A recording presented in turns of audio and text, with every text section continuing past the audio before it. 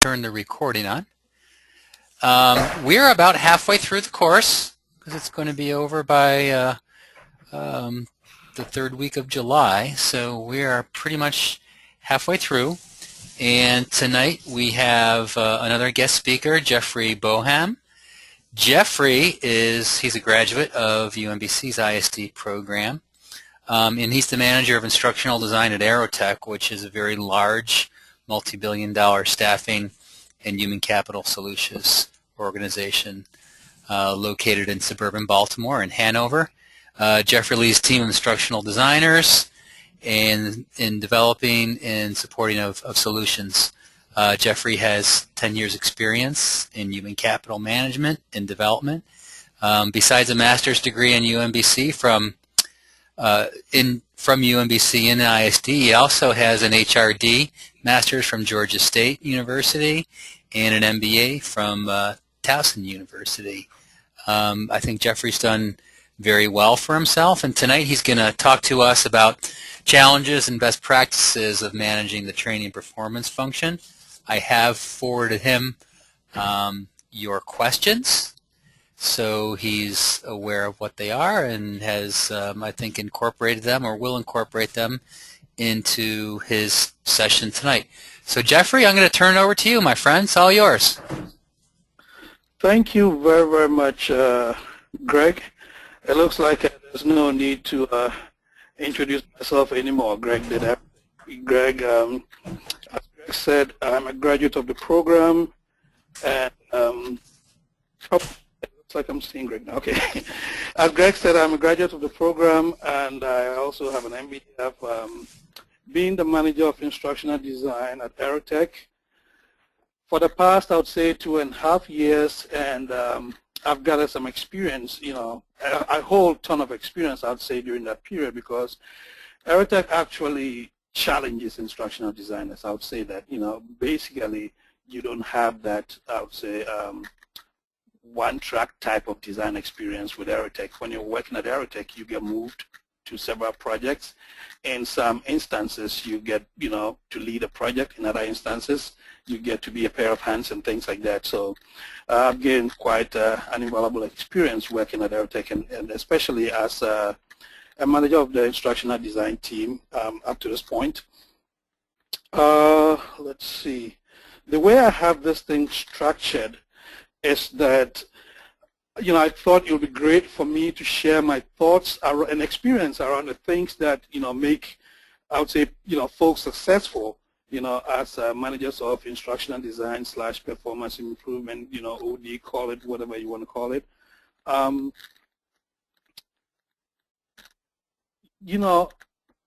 Most of this actually, I would say, doesn't come from books. It comes from what I've experienced, over the years. That's not just as a manager, but even as a regular instructional designer working with managers here and there, the things that I observed. The things that I observed throughout my first, I would say, 6 to 8 years at Aerotech, plus, the additional 2 years of management experience that I've had. So, the way I plan to go about this is to first share my thoughts like I have on the screen, and then Greg sent me a list of questions. There were about 50-something of them. What I did was I spent the bulk of today going through them and I'm coming up with answers. What I did, I really reflected and, gave answers that came as a first response. I believe that those gut feeling type answers typically tend to be the right ones based on experience. So that's how I've approached it.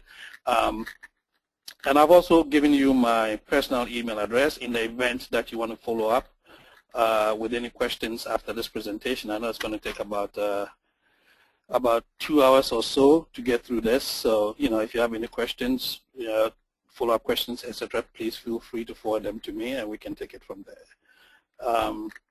So in reflecting, over the past years, and in my role, in fact, I don't know why this thing keeps popping up. Are you guys seeing what popped up on my screen? Yes, about changing the color scheme. Yeah, I don't know why it keeps popping up. Yep, we can see that. Well, I hope it doesn't bother us too much. So, in my experience, I mean, first and foremost, thank you, Greg, for giving me this opportunity, because it it it it it gave me some time to reflect and think back and really put together the pieces that I've been observing without necessarily sitting down to, put into one framework. So as I reflected, on the things that I believe, are necessary ingredients that one should be aware of and prepare for in order to be, a good manager, it came down to 3 dimensions. And I guess the magnitude of each one depends really on the specific circumstances of the person in question. Let's see how best to get this thing off completely. I'm going to put it on my other screen. Sorry. 1 second. So what I call the main challenges that one should be prepared to deal with when one gets into a managerial position within the training and performance improvement field would be 3 dimensions. The first is the personal dimension. The second is the political dimension. And then the third is the business dimension. I'm going to take these one after the other and explain exactly what I mean by them. And, one thing, before I even get into this, one thing I'd like to say is that for each dimensions, I realized I could go on and on and on with them. But then I just touched on a few examples just to give, this class an opportunity to take it from there and personalize it. So with the personal dimension, I ask myself, what is it? And it really means, you should be able to show authenticity. You should be able to show who you are and the people that you will be managing, whether, you're working with people on projects or managing them directly, or dealing with people above you. Some way, somehow, those people want to know exactly who they are dealing with. You'll be surprised. We go through programs and we never really pay attention to this, but I've come to find out that that's one of the key dimensions, one of the key challenges that we struggle with when we immediately become managers. The question you want to ask yourself, and introspectively, you want to sit down and ask yourself, why should anyone want to be led by you? And if you can't answer that question clearly and articulately, you may not be ready to be a good manager. That's one of the things that I found out. And, I had some issues here and there that led me to start thinking that way. If you answer those questions first, if you answer that key question, why should anyone expect and accept you to be their leader, right? You start fixing a whole lot of things in your personal life that clearly would help you to be a great manager and a great leader. You also want to clearly define what you stand for as a person, not just as a manager, but as a person. One of the things that I have made clear, not just through words, but also through actions with my team up to this point, is that in every situation, in every challenge that I get faced with as a manager, the key overriding decision would be based on what is right for the company. So with that, sometimes when there are conflicts and people evaluate those conflicts within the context of what is right for the company, they don't even come to me because they know that that's the yardstick by which I'm going to be assessing the situation.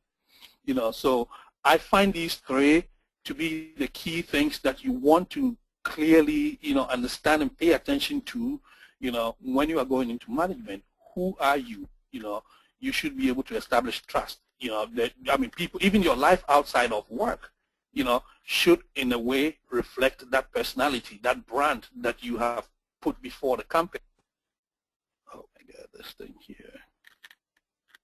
And again, why should anyone be led by you, and what do you stand for? Are there any questions about the personal dimension?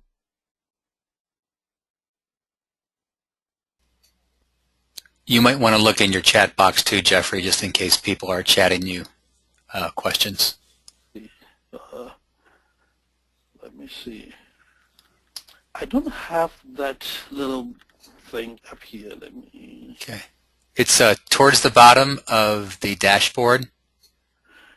Yes, I see. Let me exe. You can actually kind of like detach it from that dashboard column if you want. Yeah, I detached it earlier, but I can find it. Let me minimize the screen and see if I can find it. Oh, okay. I see it here. Let me click on it to see if there are any questions for me. Scroll down. Oh, I see. I say it's no questions. No, this was an excellent explanation. Good. Okay. Well, okay. it Very looks good. like I don't have any questions at this point. Let me go back. Click on this thing here. 1 second. Go backwards. Okay, so now that I've gone over what I think and based on experience, what I believe should be the personal dimension that we all pay attention to. The best practices, the things that I think that we should arm ourselves with when we're going into any managerial situation, would be what I have on the screen here. First and foremost, you want to clearly evaluate yourself within the context of the following attributes. What's your competence level? And what I mean here is that, and it was interesting, I attended a training, I think, in DC, and somebody mentioned this, and it actually resonated because, no matter what, for people to accept for you to be their leader, they want to know that you're competent enough to do what you're doing. So, I mean, it's a good thing that we all start from the technical realms, operating as instructional designers, but I would say that once you start managing people, if any new software comes up, if any new challenge comes up, if any new training, you want to be part of that experience because, I would say between 80 to between like 60 to 80% of the time, when somebody doesn't show up, you should be able to go sit at their desk and do the job. So competence is almost always a key requirement for you to even gain respect as a manager. The other thing is expertise. I personally don't believe in people just being made managers. People should have some kind of legacy, to ride on. And in my experience at Aerotech, that has helped me a lot because in most projects and most situations that I've found myself in, I tend to be the person who has that historical context, So, for example, we're building an onboarding program now that has taken us about 1.5 years, right? I am one of the few people, even though I'm not the person directly working on the onboarding program, anytime I'm in the meeting, anytime I'm in any of the meetings, I'm clearly able to connect the dots from years past. So you should be able to demonstrate expertise in whatever you're doing. Trustworthiness, that's another important thing, If your people don't trust you, how are they going to respect you and how are they going to understand you? So you want to establish, first and foremost, an environment of trust within your team, and you also should be a trustworthy person. If you have a conversation with people about issues that are personal to them, just don't share that with anybody. If you told them in that meeting that you are not going to be sharing that with anybody, do not share that with anybody. Likability is also one of the things that I've found to be very, very helpful if you want to succeed as a manager. And with that, I think you truly build that over time. And what do I mean here? When you show genuine interest in people, the way they, I would say, give back to you is proof to you that they like you.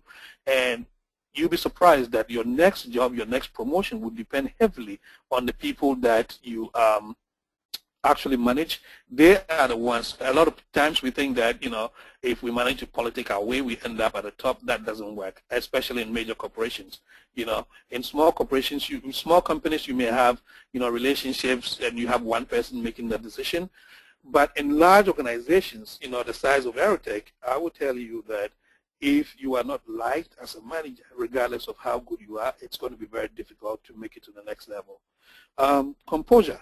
That's one of the things that I think, also happen to be a key ingredient in you defining, or you building the personality that is, needed to move you forward in your career.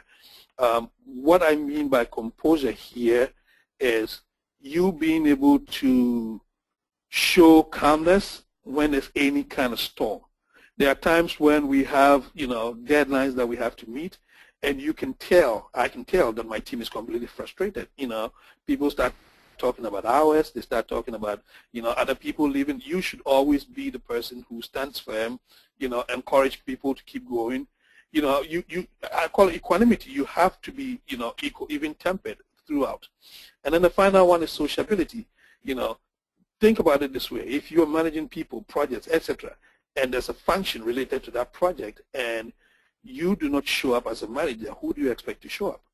So these are things that you want to pay attention to in building your personal brand as a manager. And I will tell you that in my experience, these things would help you to be successful. Another thing that I've found as a best practice, and this actually came from an advice my uncle gave me, and I started living this life, and I realized that it's helped me a whole lot. It's increased my likability on the team.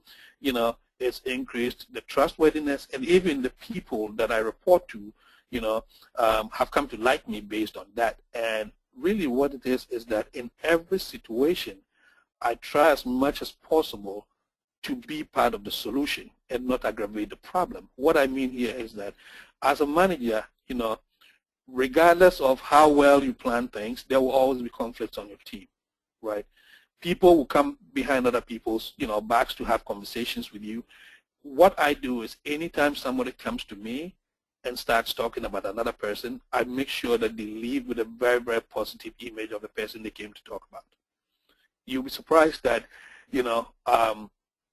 months or years after, you have lunch with that person said, that was the day I respected you. I've had situations where people have come to talk negatively about other people, and I've done everything possible to show them the good in that other person.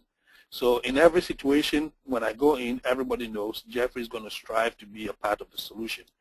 And then the third thing that I think that helps a lot in actually,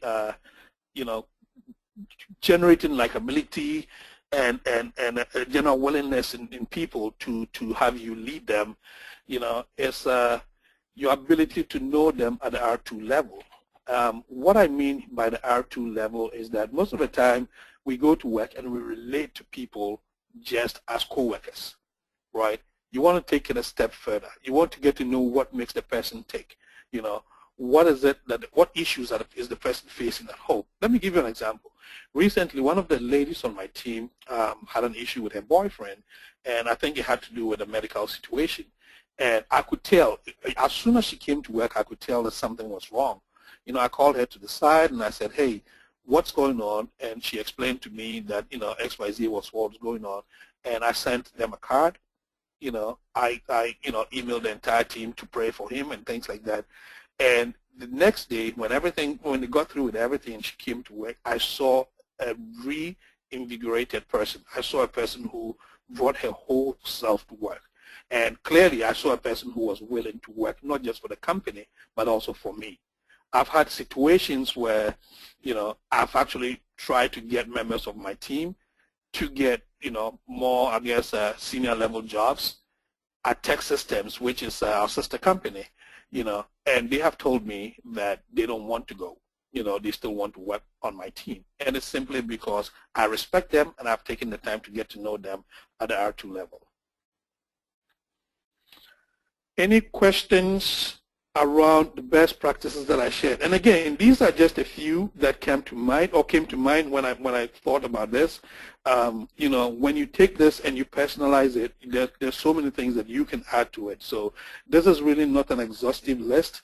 This is something just to start you off and give you, that point you in the direction of where you should be thinking of going when you want to develop yourself within that whole personal dimension. Are there any questions before I move to the business dimension? I think you've got some in your chat box. Okay, let's see what I have.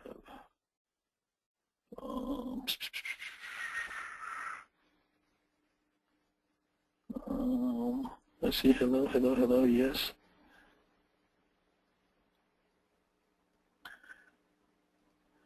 I don't see any yet. I see yes, yes. Okay, if you keep scrolling down, there's Hello? one from Tracy Rogers. Okay, let's see. Do you want me to just ask the question? Yeah, go ahead and ask it.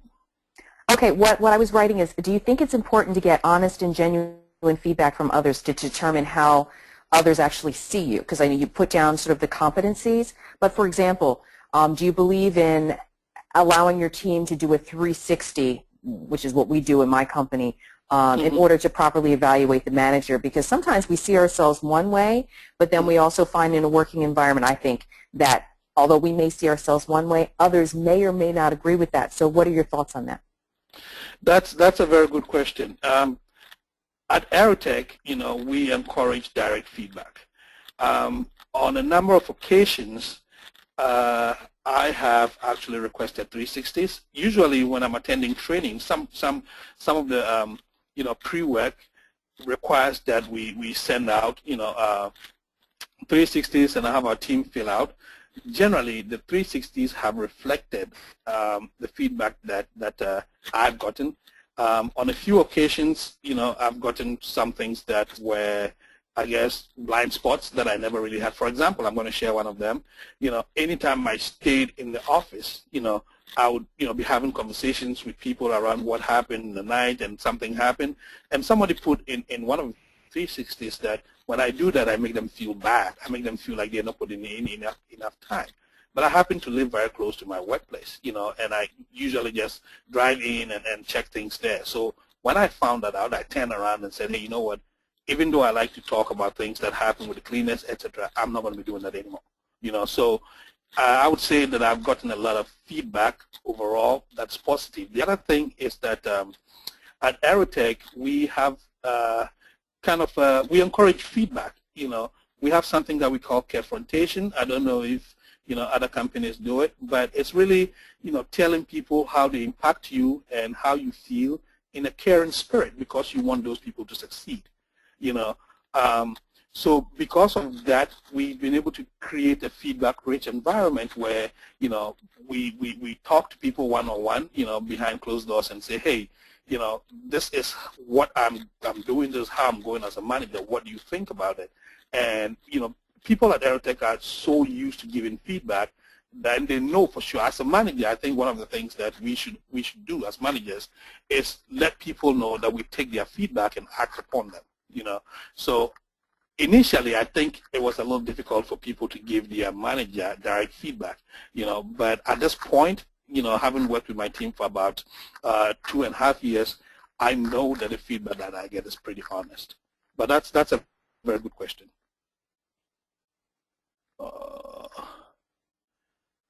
Okay, let me minimize. Do you have anything else to say to that, Tracy? No, thank you very much for answering. Alrighty. Okay, so the next dimension that I think that, for those of us who intend to, and I say those of us, but I think that, at some point in our careers, and I know most of you would, already be managers and directors and things like that, but, one of the dimensions that I think we also need to pay close attention to is what I call the business dimension. And, I want to explain this clearly because I think that most of the time when I tell people what I think the business dimension is, people wrongly associate that with your technical know-how. So as instructional designers, we get the tools to function, as instructional designers from school, and I think most of us are ready to execute at an appreciably good level when we join an organization. But what I mean with the business dimension is truly understanding how your company makes money. What are the processes involved? What are the things that, if a layperson asked you how your company makes money, do you truly understand that? Do you understand what the various departments in the organization do? Do you understand the interrelationships that happen? And, things like that, how well your industry is doing. Do you read about that? Because I've also found out that, just from experience, that those managers who take the time to read our annual reports, those managers who speak to like the directors of operations with a clear understanding of their vision and their strategy and things like that, tend to be the ones that these guys want to promote. You know, all the feedback that comes from our senior executives revolve around, you know, people who show, one, loyalty, and two, show an interest in advancing the company's vision. So that's what I mean when I talk about the business dimension. You know, if you go in as an instructional designer or as a performance improvement, you know, specialist, and just focus on the model that you brought into the conversation, you know, usually they see you as only being valuable in that regard, and it gets very difficult, you know, for them to bring you in, because most of these executives speak at operational level. They speak at, you know, the level that incorporates everything and bundles everything together to generate revenue. And if all that you're contributing is your piece of it without being able to place your piece within the context and the realms of what the organization is doing as a whole, it's very difficult for them to bring you up to the managerial ranks. Does that make sense?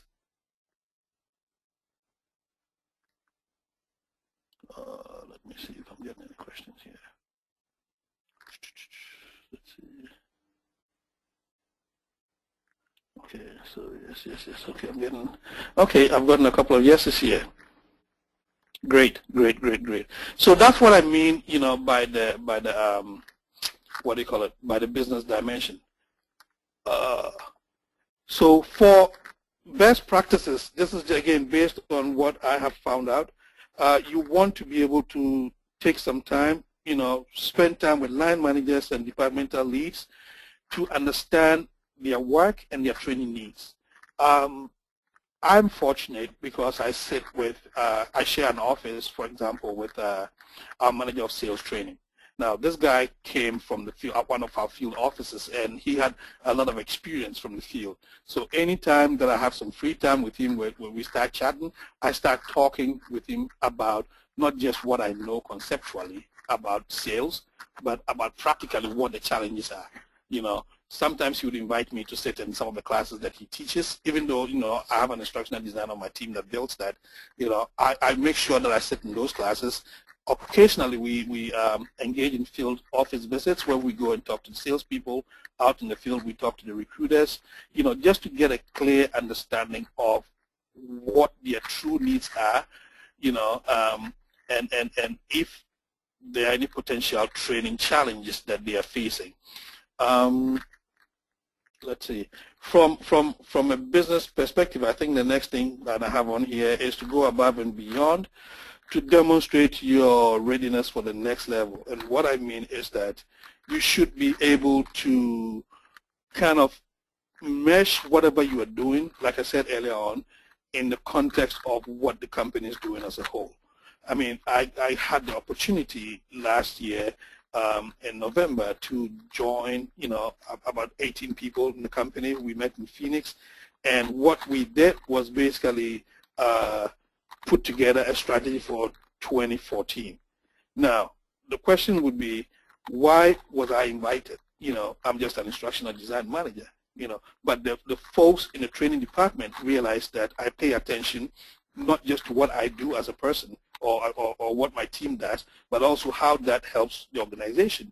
And my boss, who happens to be the director of professional development, you know, found it necessary. There were only 4 managers that were there. Everybody else was a director. I felt privileged that I went. But during that that session, you know, our vice president of operations actually said, you know, there are some folks here that don't know why they're here, but they're here because they paid attention to what the company is trying to achieve, you know, and that these guys are seen to be the future of the organization.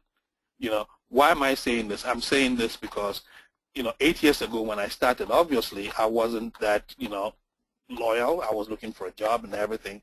But the more I started reading about the company, the more I started talking to, you know, the higher-ups and you know, the guys in operations and everything, I started realizing that the company, I started truly understanding the company's vision. And as a manager whose role, I guess, hovers around execution, I started paying attention to that piece, and now I'm able to speak at that level, so that's why they see me as somebody who potentially can grow with the organization. Another thing is, I think it's important for us to attend conferences and workshops related to what we do, not just what we do in terms of our profession as instructional designers or training folk. I attend ASTD conferences and things like that, but also what is happening in the world of the industry that we operate in. So for someone like me, I've subscribed to the ASA, American Staffing Association. I get their bulletins, I get everything all the time. Whenever I have some free time, I read about that, because everything you do, again, you must be able to place it within the business context. Finally, and unfortunately I haven't done much of this, but I've seen other departments do it, especially our print services team, and they've gained a lot of visibility and respect within the company. In the past, we're sending print, assignments to other companies, but now these guys are getting it all because they've organized open houses and invited the entire company to come and see, their work and things that they can do. And we, a lot of departments have said, you know what, I don't need to go to SPD anymore. I'm just going to go to our print services team because they can do it. So what I mean here is that as managers, we have to take some time to showcase what we've done to the rest of the organization. That way, I think it's a way of establishing loyalty to the company, and also a way of showing value, the value that we bring to the organization, and also giving ourselves the opportunity to operate, within the radar, of the people who may want to use our services and the people who potentially could impact our promotions one day. Any questions about that? Okay, I see one here. Our department has done open houses before and worked pretty well for our business. So, great. And that came from Allison. So Allison just posted something. She said our department has done open houses before, and it has worked really well for our visibility and an internal understanding of what we do. Great. So that also, I think, helps a lot with the business dimension of management. The third one is the political dimension. And what I mean by the political dimension, usually a lot of people don't want to hear that word, political, but I've come to realize, and initially when I started off, sitting in my cube, working all the time, I criticized the people who establish relationships. I was like, these guys are not working. All they're doing is going around talking to people, and we do all the work, and we never get promoted. Guess what? When I became a manager, I came to realize the importance of establishing relationships across the entire organization. So most people find out that they do a great job, but then they don't have, in quotes, executive sponsors. They don't have people that mention them wherever they go because they don't establish relationships, So, and when I say establishing relationships, it's not just, how do I put it? It's not just trying to, I call it impression management. It's not just trying to impress people around you by, showing them everything you do. It's just by showing a genuine interest in getting to know people for who they are. Again, it goes back to the whole R2 thing. When you take some time to simply talk to a person, do lunch with a person, and it shouldn't always be a person above you. When you take the time to talk to a person and understand what, what motivates the person, what the person enjoys about working with you and things like that, people tend to see that you have a genuine interest in them. And if they are in a position to either vote for you for promotion or actually promote you, you will find out that, that helps a whole lot. The other thing is to be sure that you're getting known for what you know and what you do. And what I mean here is that if you are not establishing relationships, basically what you're doing is you are letting people who see your work and people who benefit from your work, you take a gamble on those people to go and kind of promote you, in quotes, somewhere. But if you take it upon yourself to get to know people, and these people who have a potential to, either vote for you or, like I said, be the ones to actually promote. If these guys are actually seeing your work and they are getting to know you for what you know, you find out that your chances of advancement within any organization tend to be much, much faster. Any questions around that?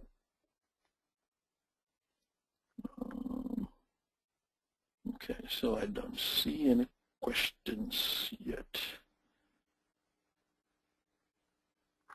So for the political dimension, the best practices that I would like to share with you, and with me, I generally tend to be a very shy person. For those guys who know me, I'm very, very shy, and so one of the ways that I've found to get visibility with our executive leadership is to find a mentor. I have like 2 or 3 mentors, in the company, and these guys, I meet with them, do lunches with them every month, and anytime I have a personal or business-related challenge, anything to do with the team, I bring it to these guys' attention, talk to them, and once these guys start talking to the senior executives about you, those guys also start reaching out to you. So it's very important to find a mentor or a coach who, represents the type of person or the type of position you want to hold one day, right? And start, well, first and foremost, learning from these people,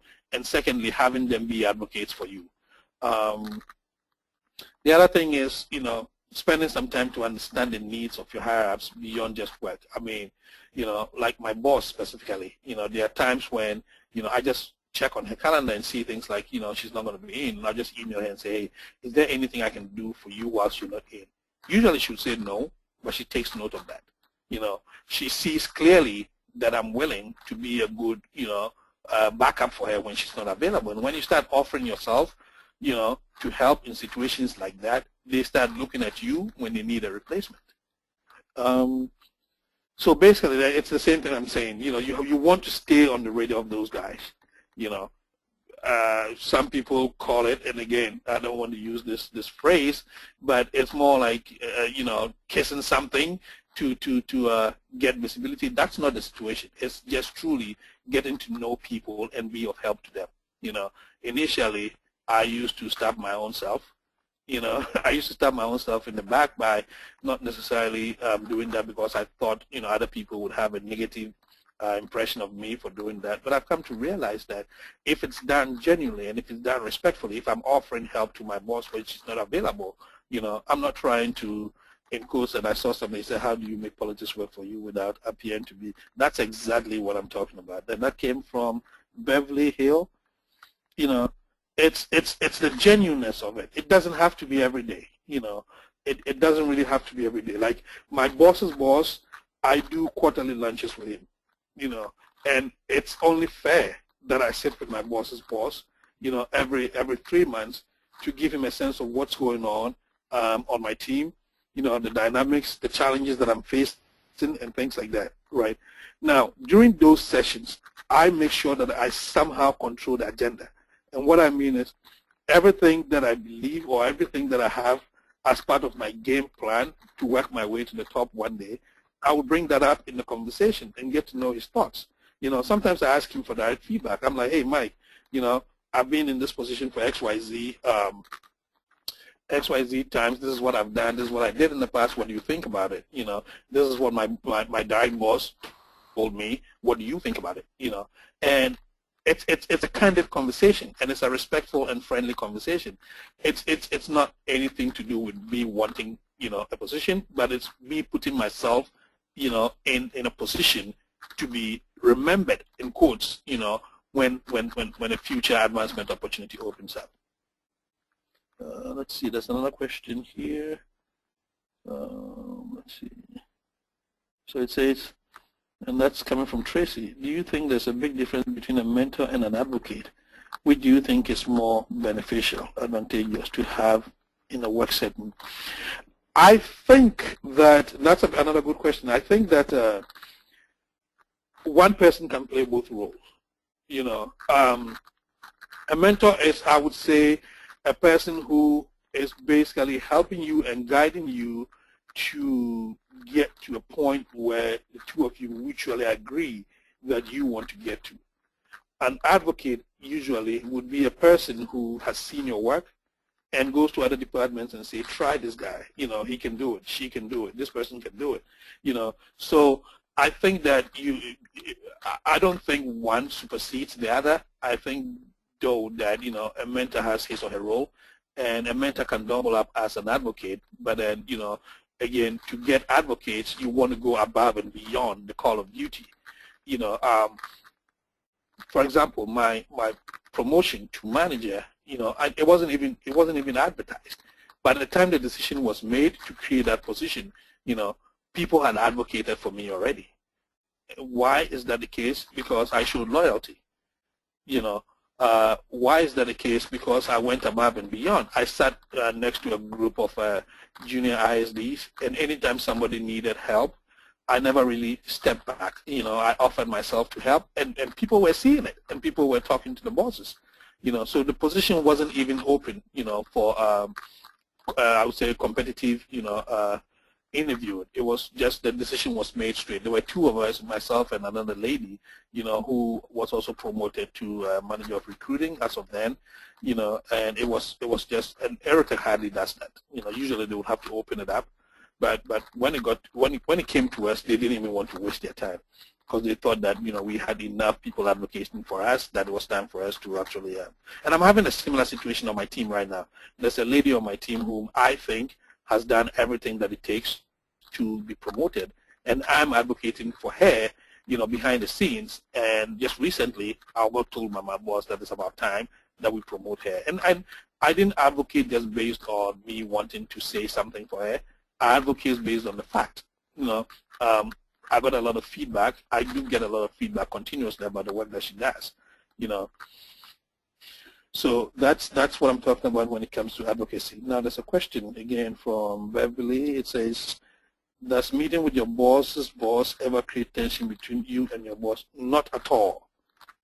Not at all, because Aerotech is, even though we've started creating layers, my boss's boss is that type of person who hangs out with everybody, and it's a culture that we promote. So again, that could be a challenging situation in other organizations, but I would say at Aerotech it's not really an issue. We actually encourage that.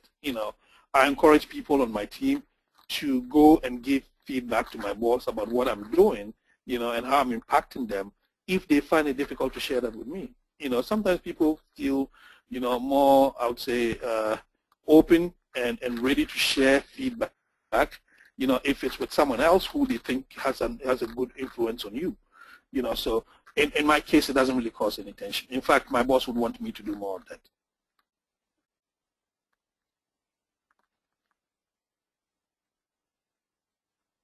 Okay, so there's another question. Allison, and it says, how do you advocate for yourself?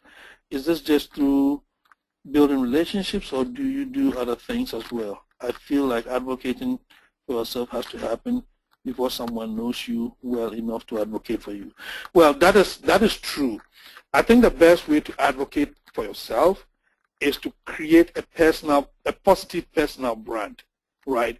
And you don't advocate with one specific person in mind. So back to what I was saying, I had about 3 or 4 years experience doing, work as an instructional designer before some of my team members joined the organization. And so by me merely being available and ready to support those people, it wasn't always technical skills. In most situations, it was just helping them find like files and folders, that were somewhere on our SharePoint. But I was there. I was, willing to share my expertise. I was willing to share my knowledge, from a historical context and things like that.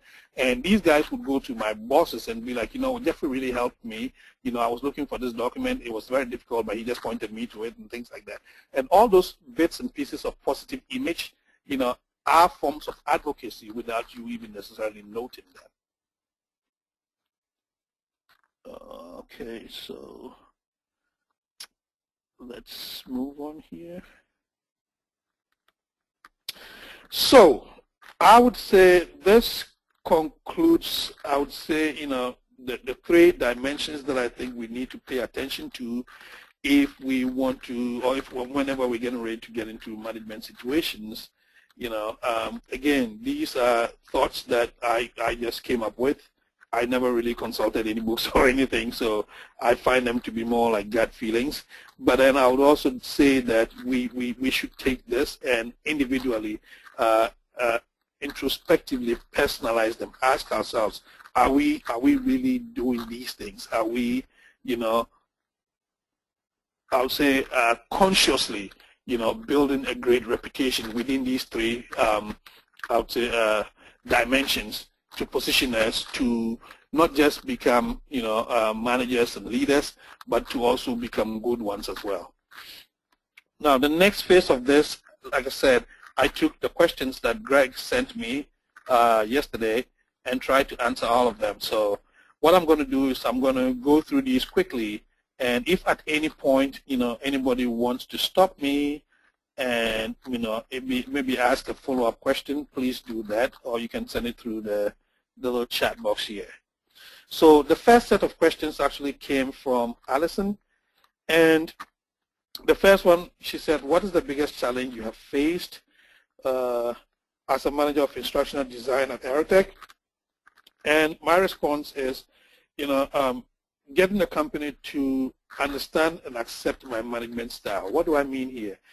Aerotech, because it's a sales-focused organization, tends to prefer managers and leaders that are extremely hands-on and that are seen as the ones in control, right? My style is completely the opposite. I had to keep justifying to my bosses that, you can also lead from behind. It's interesting. There are people who've interviewed, with our team and not even know who the manager is. The reason why I do that is that I think that we are engaged as instructional designers in a creative sport, in something that requires us to, come in with our own creativity. And if I start putting my stamp on everything that everybody does, I'm going to stifle their creativity, So that is one of the things that I don't do. And secondly, it's an employment, I would say an employee engagement strategy. If somebody else is going to do the job, I want the person to be at the executive table from day one. So usually what I do is when I'm assigning projects, I assign projects to folks on my team, and I give them roles. You either are the lead or the support person. If you are the lead, right, you're the person who attends all meetings related to that, and then you have to come back and report to me and tell me the status of it. So I have bi-weekly meetings. The bi-weekly meetings are really like project status meetings, and we have weekly team meetings where we talk about everything else. Initially, I think that the company didn't really enjoy that. They were like, hey, if you're the leader, we want to see you in the big meetings. But gradually they've come to accept that, and in fact I've gotten a lot of positive feedback around that because they have found the instructional design team to generally, expand in terms of competence and in terms of the quality of work that we do. Because, when you throw people in challenging situations, like throwing people in a pond, they're going to learn how to swim immediately rather than keep marking time. So I think that's helped us a lot. The other question that Allison asks is, how has your background in general HR helped you as a manager and as an instructional designer? My response is I have a general awareness of the do's and don'ts of managing people from an HR point of view. It's interesting. Our HR manager, our corporate HR manager, I was in a training with him, and there was this particular topic. I think we were talking about these EEOC things, and then he was like, there's one person here who I know should not be here. He's just being here because it's mandatory, and that's Jeffrey. Reason being that, he knows, and when I attend meetings with him, usually he acts as a subject matter expert for us. When I meet with him and he talks, he realizes that I understand everything that he's saying. I went into HR because I had an interest, and I was curious, to get to know that dimension, that aspect of the business. So I've also had folks in our talent management team say, why don't you join talent management, because you understand so much about that. Basically, the point I'm trying to make here is that how this whole HR knowledge has helped me is that first and foremost, as a manager, I know what to do, what not to do from an HR point of view.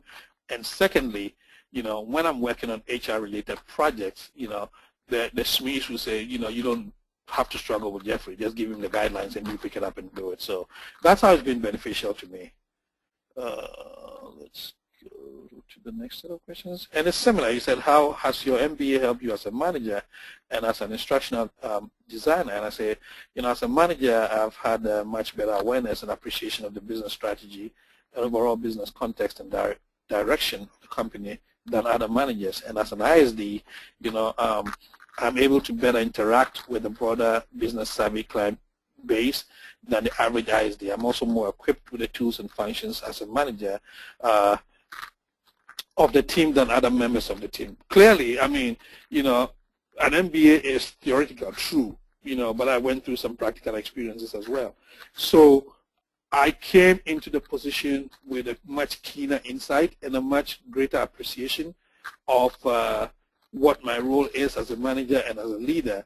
And the other way that it doubles up to help me is that, for example, I'm an instructional designer, but for the past couple of years, my boss's boss, who happens to be the executive director of OD, brings me into his major strategy meetings, and sometimes he asks me for my viewpoint simply because he knows that I understand the business context and the business dimension of what he's trying to do. And this is also from Allison, and it says, what are some key business concepts that every instructional designer should know? And I said, it depends on the type of business that the parent company is engaged in. However, I think overall, if you're able to speak the language of business, if you're able to understand how C-level executives speak, you'll be able to make more meaningful contributions. I mean, it's interesting. I was in a training in DC, and there was this director of, I believe, training from a Fortune 500 who put up her description of what business acumen meant, and she was completely off. And people sitting next to me were like, wow, she doesn't know what business acumen is. So, it's something that helps you, and you realize that, once you start rising in the organization, your ability to speak the language of business and your ability to understand the operations of the business and your ability to speak with the technical folks, which is one area that I'm not too strong at, definitely, makes you more visible. But in terms of specific concepts that I think would help, generally, understanding something like cost-benefit analysis and ROI assessments, which, obviously, we all know as instructional designers, and just being able to even use opportunity costs, for example, to prioritize projects, and make decisions and justify why you made those decisions to business executives helps you a lot. Any questions? Okay, another Allison question. Allison asked me a lot of questions. So the question is, what do you enjoy most and least about management? I enjoy motivating and engaging my team, definitely, to excel at what they do. One of the things that I have found in management is that you can't do it all. You have to work through people. And the more able you are to influence and motivate people, the more effective you become. So that's one of the things that, like, for example, we have a sister company called Easy Engineering Services, and there's this major project that, basically they're building an entire training department. This project is going to require a lot of travel. It's going to require a lot of consulting. It's going to require a lot of, understanding of business, understanding of training, how to build training departments from scratch. In fact, how it happened was we had one of our trainers brought in, one of our training managers, who is mainly a facilitator. This person got brought in, and she looked at the situation and she said, no, this is really a design project. So she brought me in as, the person to help with the build. And I did all the analysis, but then when it was ready for us to start interfacing with the executives of that operational company, Easy, I turned it to one of the ladies on my team and I said, hey, I want you to manage and lead this project. You know, she was so excited. You know, I've given her all the information and resources she needs, and I'm sitting behind her more as a person who's going to motivate her and coach her and guide her because she needs a major project under her belt. So that's one of the things that I truly enjoy, just, you know, sitting back and seeing my people succeed and grow. What I, you know, find to be challenging and I don't enjoy doing about management is really resolving conflicts and having the hard conversations. Like I said, I almost always like to be a part of the solution, you know, but sometimes you have to tell people it's time to shut up and focus on what's right for the company. And those are the type of conversations that I don't enjoy.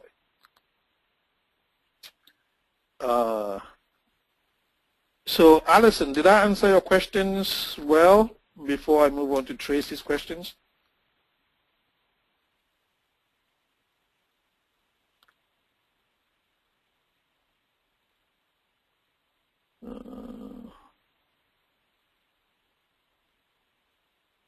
Yes, you answered my questions. All right, thank you very much. Yeah. Okay. I just saw that you sent that through the chat as well.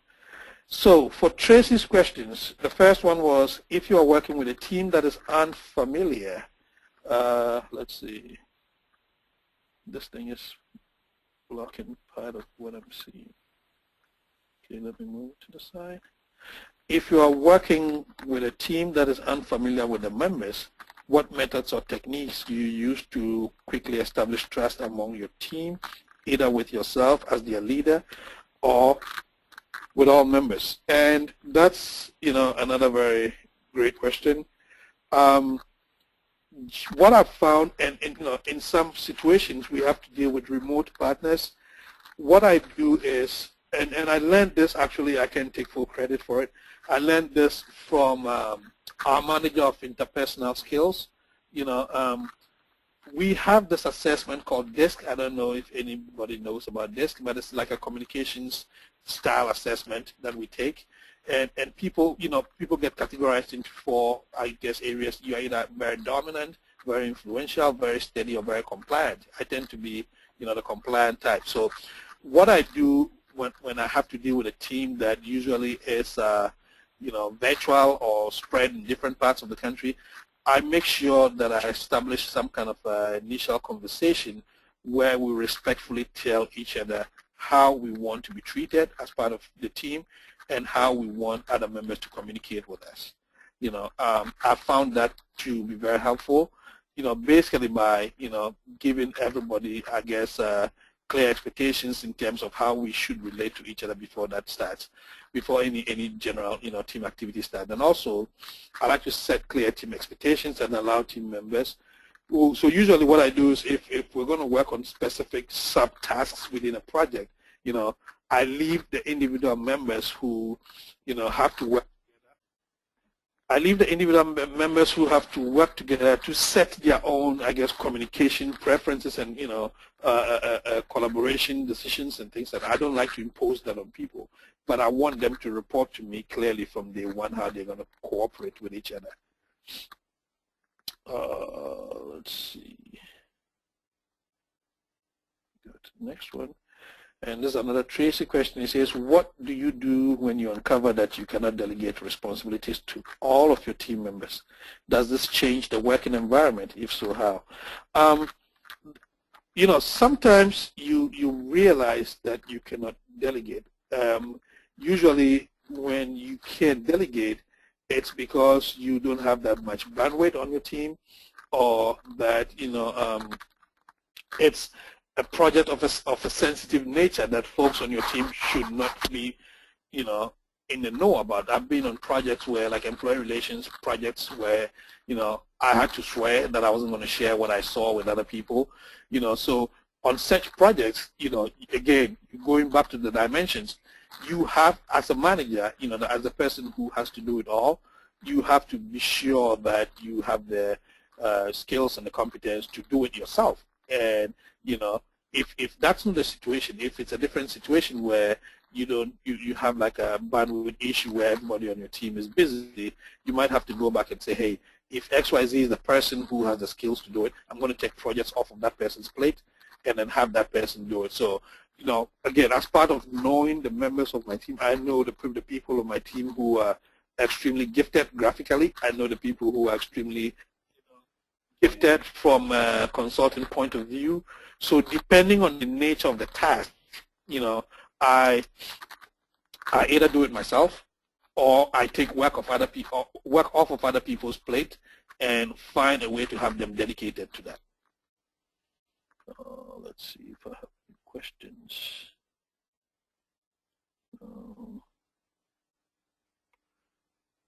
Okay, let me go to the next. I don't have any questions yet.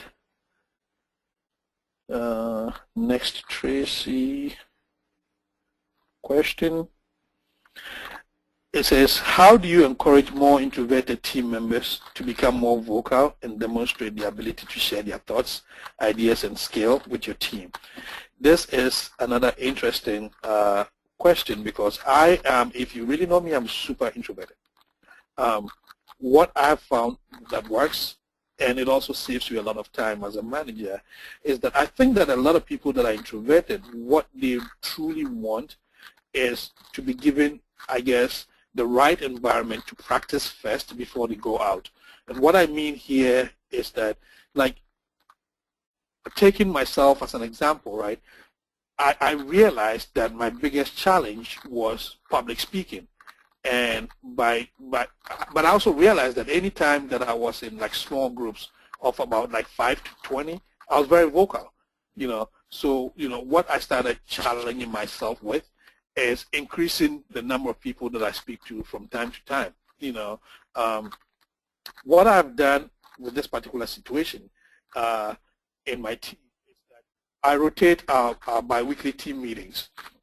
So every 2 weeks, we have somebody who's scheduled to lead the team meeting. And all that I do, there's a section where we call Other Matters. That's the only section that I contribute to. This person basically has the floor that day. The person leads the meeting. The person sets the agenda. The person guides the whole conversation.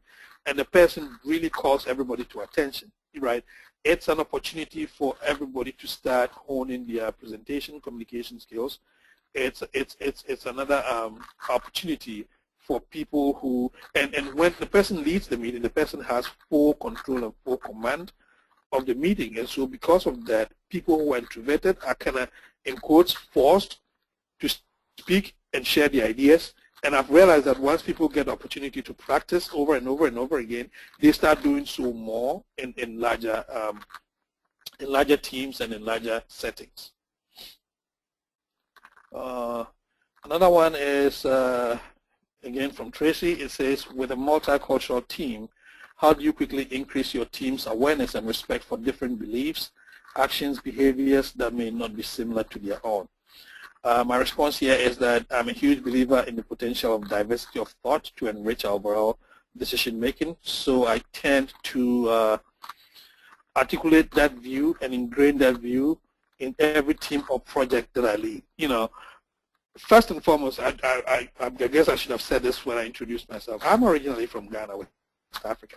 I came to this country on scholarship, and I've been given the opportunity to contribute, to major decision making at Aerotech, So I'm living proof that, once you give people the opportunity, to contribute, you get the general, I guess, message gets enriched because you would have seen it from different divergent points of view. So, diversity and inclusion is something that I promote 100% on my team, and I take it beyond. I take it beyond, color and things like that. I truly go deep down into diversity of thought. Two people may look the same, but they think completely differently. And one of the things that I try not to encourage on my team is having people be overly dominant and trying to get their point across all the time. So when I find myself in situations where, I see people trying to dominate the conversation, I call time out and start basically moderating the conversation. and giving everyone a chance to For some reason, I'm getting an echo here. Yeah, someone didn't have their mic, Jeffrey. This is Greg. A number of people have chatted to me privately that they're hearing some, I don't know, it's a scraping sound or I'm not sure. And you're the only mic that's on. So is your mic rubbing up against something or something like that? It might be my mic. Because a number of people I think are like fixating on this sound, and I said, well, everyone's muted except for Jeffrey, but I'm not sure what might be happening. So if your mic is scraping up against something, yeah, it's actually my mic. I'm sorry. It was. I think it was touching my ear somehow. So okay, I fixed it now. I hope you're not getting that sound now. It wasn't horrible, but I think it was enough to where 3 or 4 people noticed it and mentioned it to me. So thank you very much. Sorry. Alrighty, thank you very much. Let's see. Okay, so that's it for the multicultural one. We have another Tracy question, and it says, how do you create some form of team charter? Let's see. Let me minimize this. Okay, how do you create some form of a team charter prior to working with a new team in order to guarantee that all participants understand the goals and objectives of the project? It says, do you create some form? Yes, in some situations. Actually, at Aerotech, we have a project management office. So, for us, the managers, and for the program managers, if we are working on a project that we believe is of a very huge magnitude that requires the project office to come in, we send it to the project office and get a project manager come in, and usually they will come in with a team, the team charter and things like that. So in some cases, the response to this question is yes. In other cases, if it's a small project, usually I just, sit everybody down and say, hey, these are the objectives. This is how we want to go about it. I get everybody's input, and I've come to find out that once people are part of setting the direction and laying the ground rules, everybody tends to follow it to the T, and things tend to work out. Okay, Tracy, it looks like we're through with your questions. Did I answer your questions well? Yes, thank you. Thank you very much. So the next set of questions came from Walter, and the first question that Walter sent me was, what ISD and project management methodologies do you use? And my response is, I personally do not use any particular tools or techniques. What I decide to use depends on the type of project. For very large projects, like I said earlier on, I use our project management office. For small ISD projects, I tend to use for small ISD projects, I tend to use a work breakdown structure and a good design plan. I have found in my experience that coming up with a great design plan, for me, it's the best thing any ISD should be doing. I mean, regardless of the size of the project, what I've done is I've spent a lot of time and energy laying out clearly how I'm going to approach it, what I'm going to do, the methods I'm going to follow, the media I'm going to select, and things like that.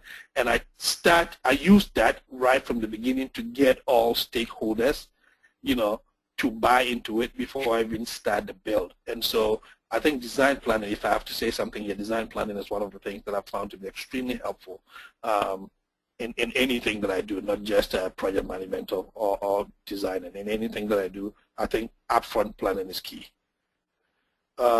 Next question from Walter. It says, what are some of the training project management tools that you use in your work?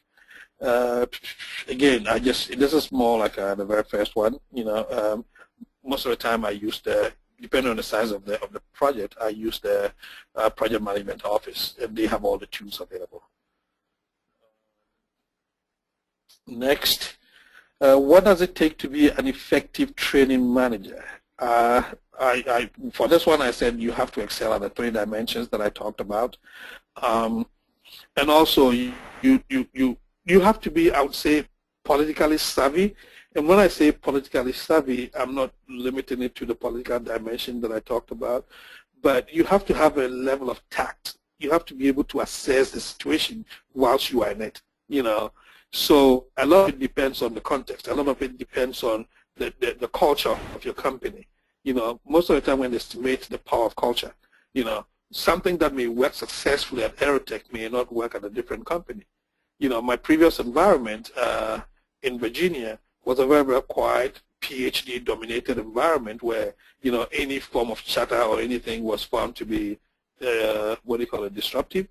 But at Aerotech, we encourage chatter. We encourage people going to other people and talking and thinking, bringing their projects to the table, thinking through it and things like that. And, I found out that to be effective as a training manager in an environment like Aerotech, requires you to consult a lot.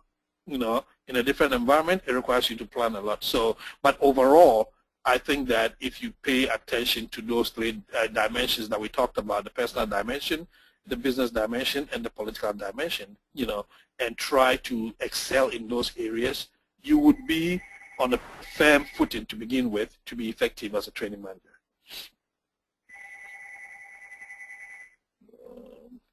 So next is, from your experience, what are some of the lessons learned relative to managing training programs?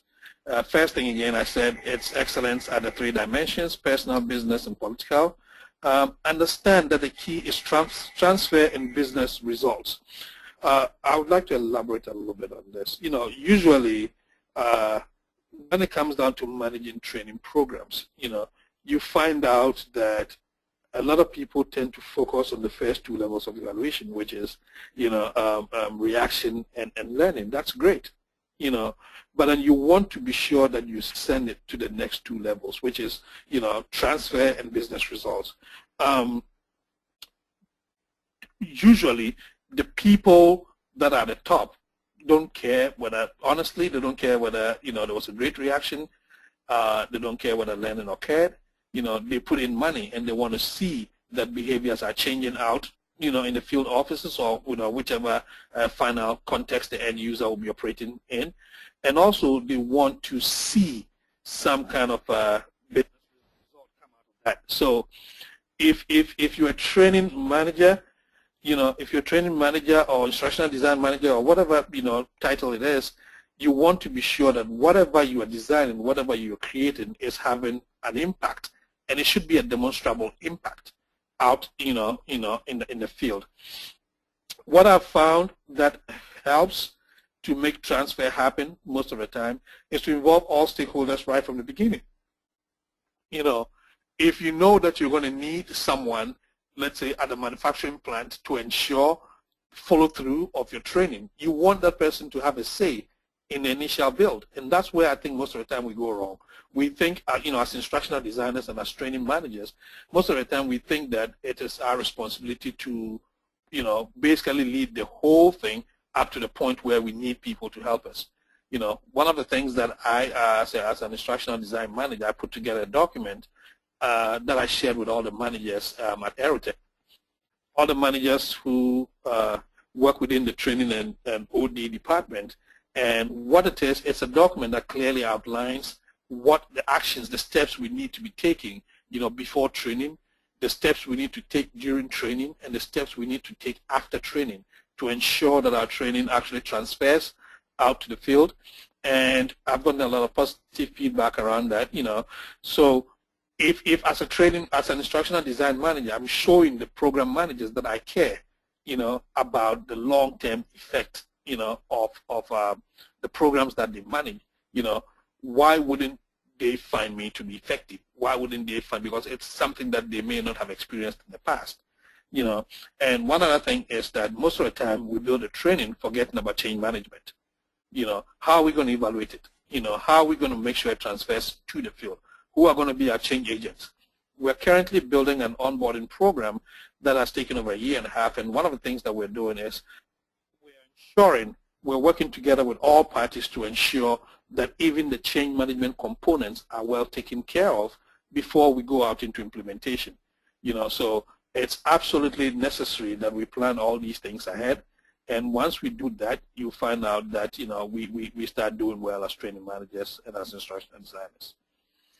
Another question from Walter is, what are the main obstacles/challenges when implementing a training solution.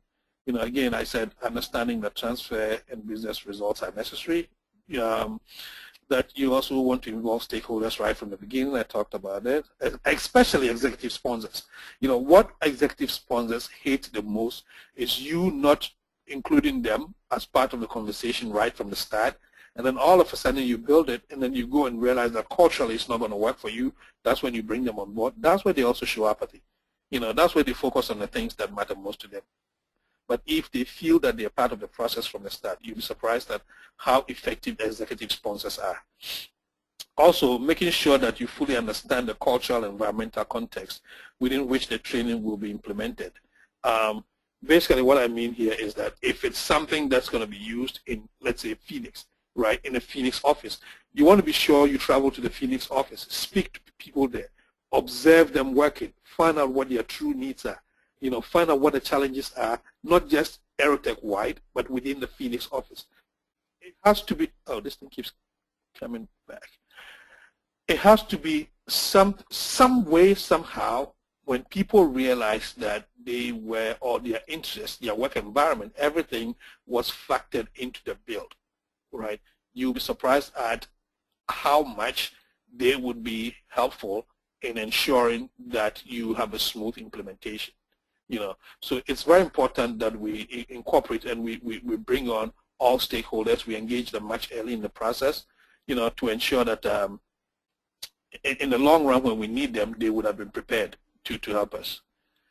Another Walter question. It says, from an ISE perspective, what are the skills you see as essential to a successful implementation of a training project success? First and foremost, I think it's important that we clearly understand what the need is. You can't solve a problem if you don't know what the problem is. So you definitely want to be good at needs assessments and analyzing extant data and things like that.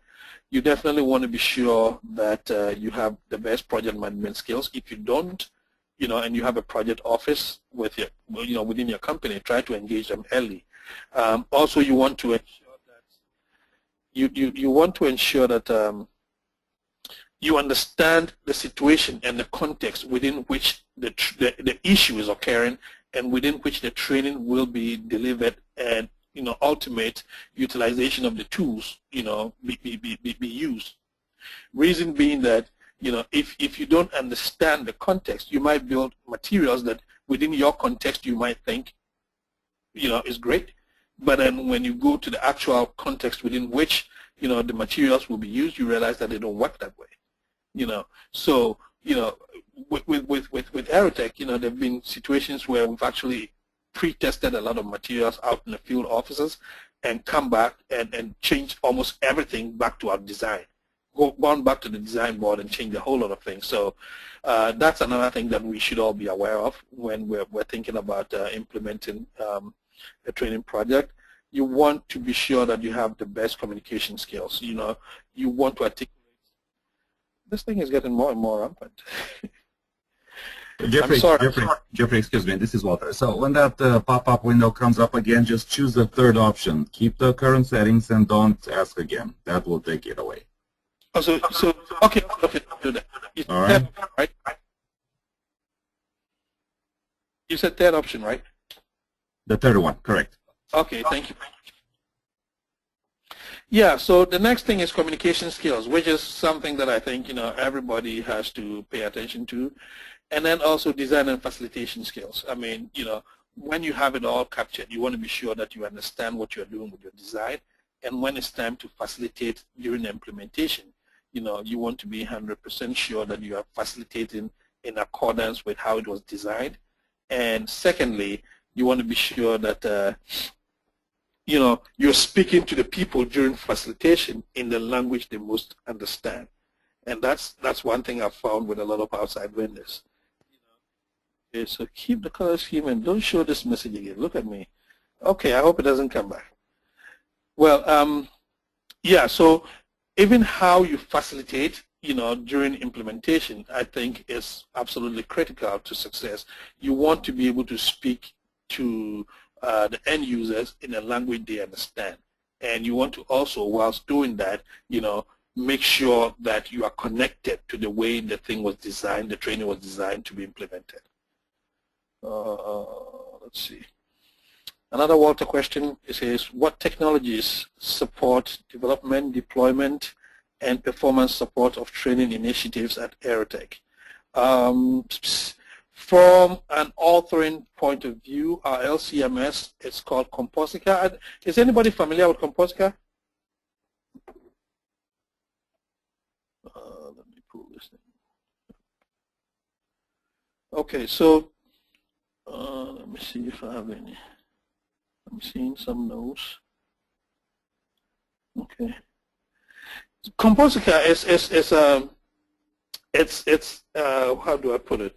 It's a standalone authoring tool, you know, that plugs into several different LMSs. I wasn't familiar with Composica. I was used to GeoLearning, and then we purchased Composica and plugged it into Plateau when we shifted to Plateau. But yes, our authoring tool is Composica. It's great. Research it if you want. It's very simple to use. It's just like PowerPoint. Very easy. You put pictures on it. You can add audio in the back and things like that. And then for deployment, as the LMS, we use Cornerstone on Demand. Now, just to let you know, I've seen 3 different kinds of LMSs. So we've gone through this, the one that we acquired recently, Cornerstone on Demand. That's the LMS, and we also use the same Cornerstone for our performance, assessments, performance management. I think one of the reasons why we actually ended up going for Cornerstone was because we found the performance component of it to be very, very robust. So these are the tools that we use. What is the biggest challenge? Okay, now I think that this is what concludes Walter's questions. Walter, do you have any questions for me? Do you think your questions were answered appropriately? Yeah, thank you for addressing those questions, Jeffrey. I have a follow-on question. I would like to get a sense of what exactly do you develop and deliver? Can you give us an example of a training solution that you developed recently? And how is it training the ISD team structured? And also, what are the outputs? I mean, are you developing e-learning, job aids, performance support, things like that? So, just so I get a better sense of, what exactly you're managing. Oh, great question. The instructional design role at Aerotech is very, very interesting in the sense that we get hired as instructional designers, but then we get challenged to do everything it takes to ensure that we get the necessary product out to the end users. Is that making sense? So we have, in some situations, right, my team would function purely as a pair of hands, just building, and we work with program managers who may have done the analysis. So it varies, basically, is what I'm trying to say. In some situations, we have program managers who know how to assess needs, know how to put it all together. We come in and just build for them. And if it's something that we make the decision, whether it's going to be online, in person, we make the decision together with the program managers. In some situations, we are given the full freedom, to decide, what to build and how to build it. So let me give you an example. I said something earlier. I said last year, I was in Phoenix, and it was an operations meeting. And what happened was we had all the various directors within our operations setup, basically give updates and predictions and, forecasting as to what they were expecting to do. And my role was to interpret all that into like training initiatives. So if we're going to do ABC, what do we need from a training point of view? I had to work with the director of, who is my boss, the director of professional development to put that together. So in my particular situation, sometimes I'm acting as a consultant. Sometimes I'm acting as, an ISD. Actually, right now I'm building some trainings, e-learnings that I have to go into the system and build. And sometimes I'm acting just as a middle person.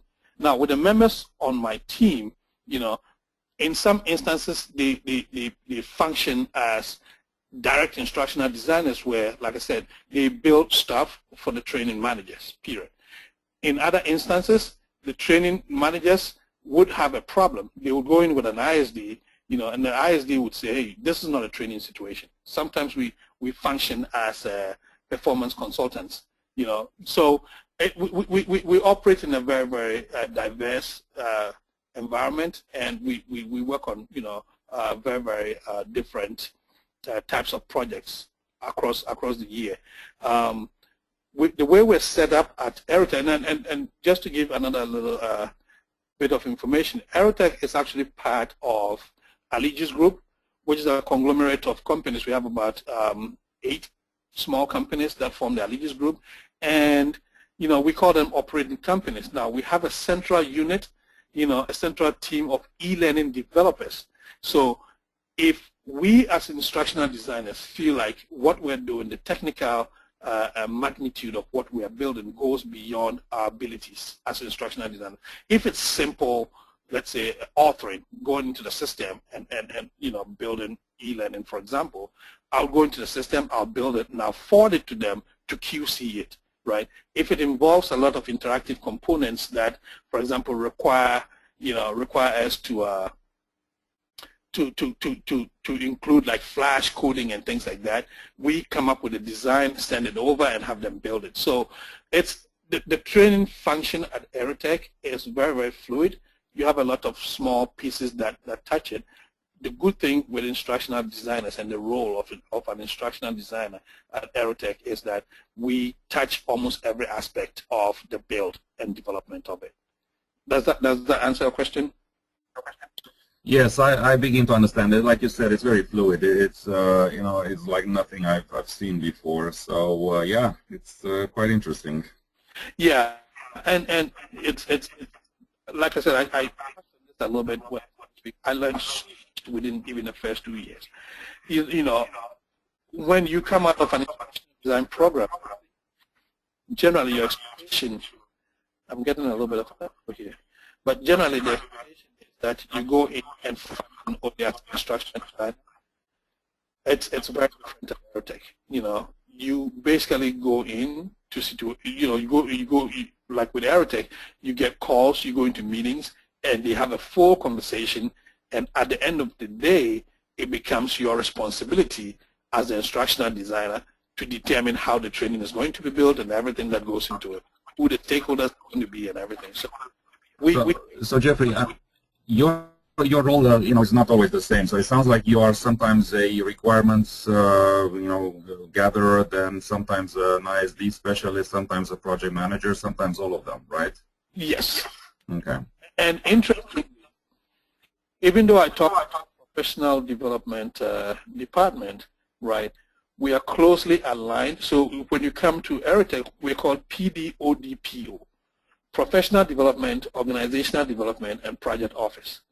You know, so it's 3 teams combined into 1 team that supports the operations team. You know, that's how we operate at Aerotech. So we can have a situation that's an OD situation that gets forwarded to an instructional designer to lead it.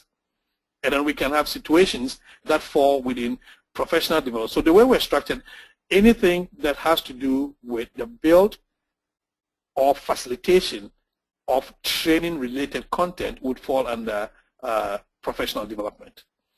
Anything that has to do with redesigning the organization or change management that supports, I guess, a complete overhaul of our culture, or something that requires us to listen to our clients and customers and make adjustments within the organization to support that falls within OD. And anything that has to do with anything that starts from, has a definite start, has a definite ending period, and has a definite set of expectations will fall under PO. So for almost every project, what we do is we sit down and say, hey, is this something that falls only within PD? Is this something that falls only within OD?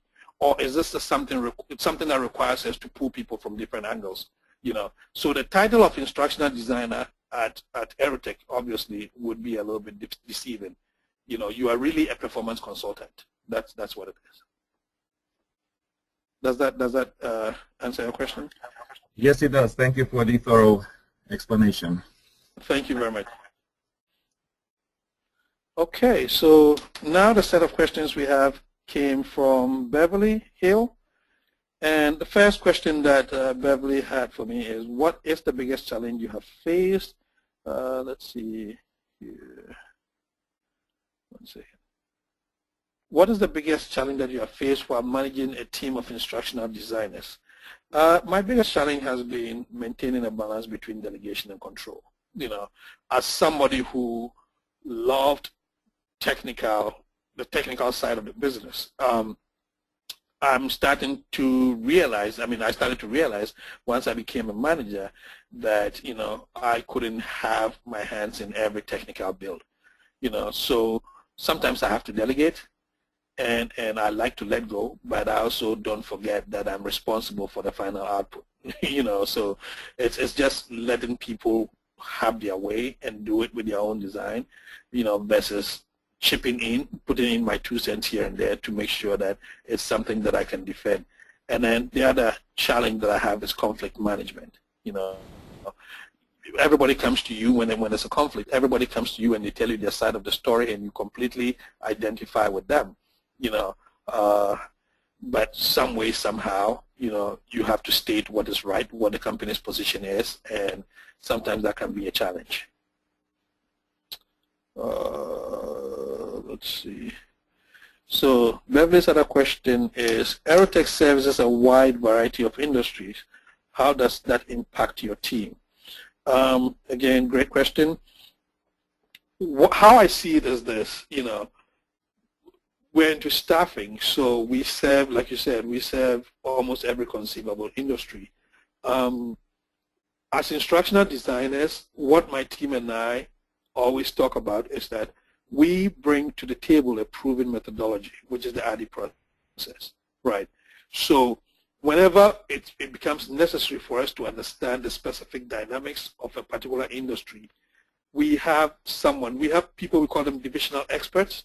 Those people study the specific dynamics of a particular industry, and they advise us as to what best goes into the training, So I tell people working at Aerotech as an instructional designer is like a mini MBA by itself, because like right now we have one of the ladies on the team, Courtney Jacobs. I don't know if some of you know her, but basically what she's doing is that she's speaking with divisional experts, to gain divisional knowledge to be able to support them in a variety of industries, from aeronautics to energy to everything. So, whether you like it or not, we call them divisional strategy documents, huge documents that detail out everything that one needs to know to become a divisional expert. And remember that as recruiters, when we're speaking to people, like, let's say if I was a recruiter, recruiting within the energy services sector, I may have come from school as, let's say, a psychologist, right? But then to be able to speak to like an electrical engineer, I should be able to understand the basics of electrical engineering. I have to be able to attend some of their conferences. So that divisional knowledge is an absolute necessity. So even though we come into, I guess, the situation with basically just the instructional design knowledge, we quickly have to learn and understand the key terminology and things that we need to know in order to be able to build training for electrical engineers, should they choose to join the company. Does that make sense? Let's see. Okay, so another question from Beverly. It says, do you and your team primarily manage training and performance for Aerotech staff, or does it also include contract employees? Another good question. About 90% of the time, what we build is for internal employees. And when I say internal employees, it includes everybody from Aerotech to the other companies that we've acquired. We are pretty huge. Aerotech is about currently almost a 6-point-something, getting to $7 billion company. We have branches all over the world. We acquired like Talent 2, so many other small companies, Aston Cat in the UK and things like that. We have, branches in Canada all over. So when we build training, most of the time it's targeted at our internal employees to make them function well. For our contract staff, some industries require that some technical experts have, or some technical contract staff, acquire certain, I would say, certifications, etc. So I don't know if any of you knows what Skillport is, but Skillport is like a large, I would say, database of vendor. It's a large vendor database of trainings and certification related training, everything from basic English to C++ certifications. I use Skillport to help me with my SPHR certification. Basically, so we use that, the off-the-shelf one, to support our contractors. And why do we do that? We do that because our contractors work in several different, I would say, industries. So we can build training, anticipating that some industry is going to need it. So we purchase that, and then if it becomes necessary for us to customize it for a specific industry, we'll do that for them. But overall, most of the time when we build stuff internally, we want to make sure that we incorporate our culture in there, we incorporate our guiding principles. So we, in quotes, we call it aerotecize. We aerotecize it to make sure that, it doesn't become too generic for people to just get that and walk away. Okay, I see a question here.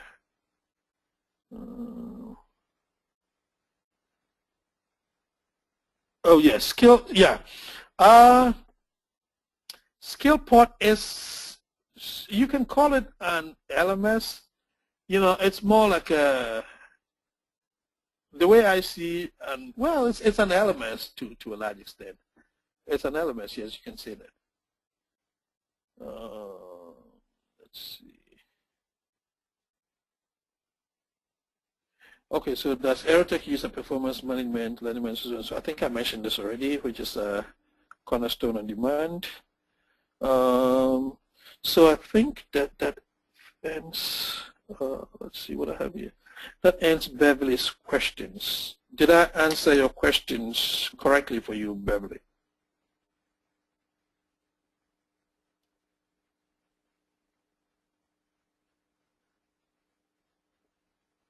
Hello, Beverly?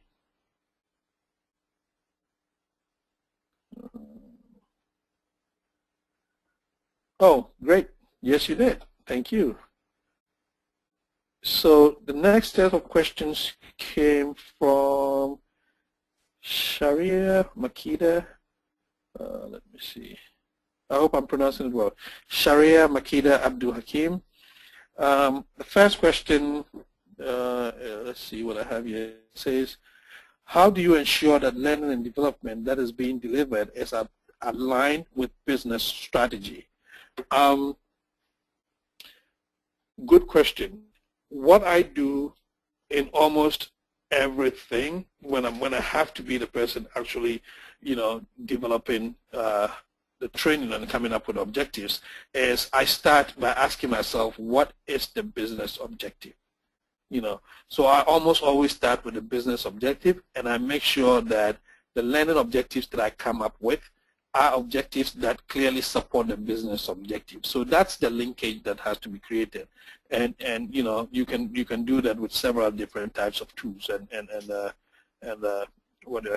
several different techniques. But just what I do generally is I just outline the business objectives, and I ask myself, what are the things that need to be done in order to achieve these business objectives?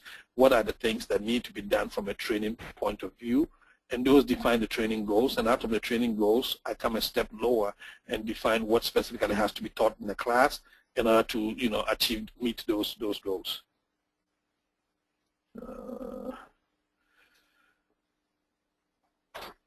Okay, I went back to a Beverly question. That's interesting. Well, it says, what would you recommend as a best practice for linking training to a company's business objectives? Usually I use like a document, more like a design plan, but it's a matrix where I put all the business objectives, in in one column, and then for each of the objectives, aligned with that role, I put in the specific goals of the training and what needs to be done, if that makes sense. I can email a sample to you, Beverly, if you email me and remind me. I can email a sample to you. But that's the approach that I use. How did I get back to Beverly? Okay, it says, what attributes do you look for when promoting a line manager to head of training and performance department? Okay, I would say, this goes back to the same three things that we talked about. Does the person have the technical competence? Does the person have, the business understanding, the organizational understanding, to function well as a manager? Does the person have the political savvy to be able to navigate, not just within the organization, but bring other departments to work collaboratively with us and things like that. So it goes back to the three things: the personal, the business, the political dimensions. There's another question here. It says, the book Running Training Like a Business states that a training department should evolve out of HR. Do you agree with this? And my response is yes and no. It depends to a large extent on how the training department is aligned within that organization. In some organizations, the training department is part of the HR organization within that company. And, that I would say yes, that's great. But take a company like Aerotech, training when I started Aerotech initially was its own, the PD department was its own entity that basically supported all other departments.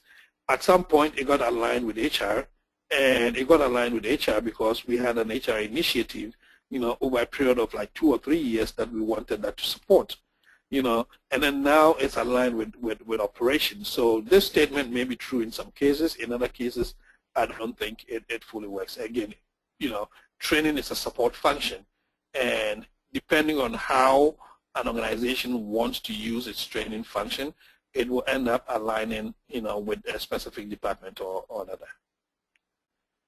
Okay, it says, what learning methodology do you believe works best for management, and or do you believe they are all consistent? My response here is it depends on several factors such as the audience, the learning expectations, the end user, etc., etc. So one of the things that I also want to share, just based on experience, is that, more often than not, we fall into the trap of thinking that one size fits all, especially because we don't want to recreate the wheel, all the time. My suggestion, and I found this to be very helpful, is that I treat every situation as a separate. Think about it more like a medical doctor. You don't want to say because this person showed the same symptoms as that person, so you're going to give them the same medication. You have to understand who they are, what they bring to the table, what the context is, and that's where the analysis comes in. So for me, I don't prescribe one learning methodology, for management or anything. I just look at the current situation, and if I have something that's very close to what my final decision is that I believe I can tweak to meet that need, then great. But if not, I would go back and, build something specifically for that particular population. It says, it appears that we are consistently being told training is the first to go. Therefore, what would you say to someone that is entering the field of training, okay, it says field of training, to convince them that it is a good idea? Would you suggest a particular area of training and development? What I would say to this is that I think that if training is being the first to go, the most important thing is we want to ask ourselves why training is the first to go. At Aerotech, I can tell you 100% that training will never be the first to go.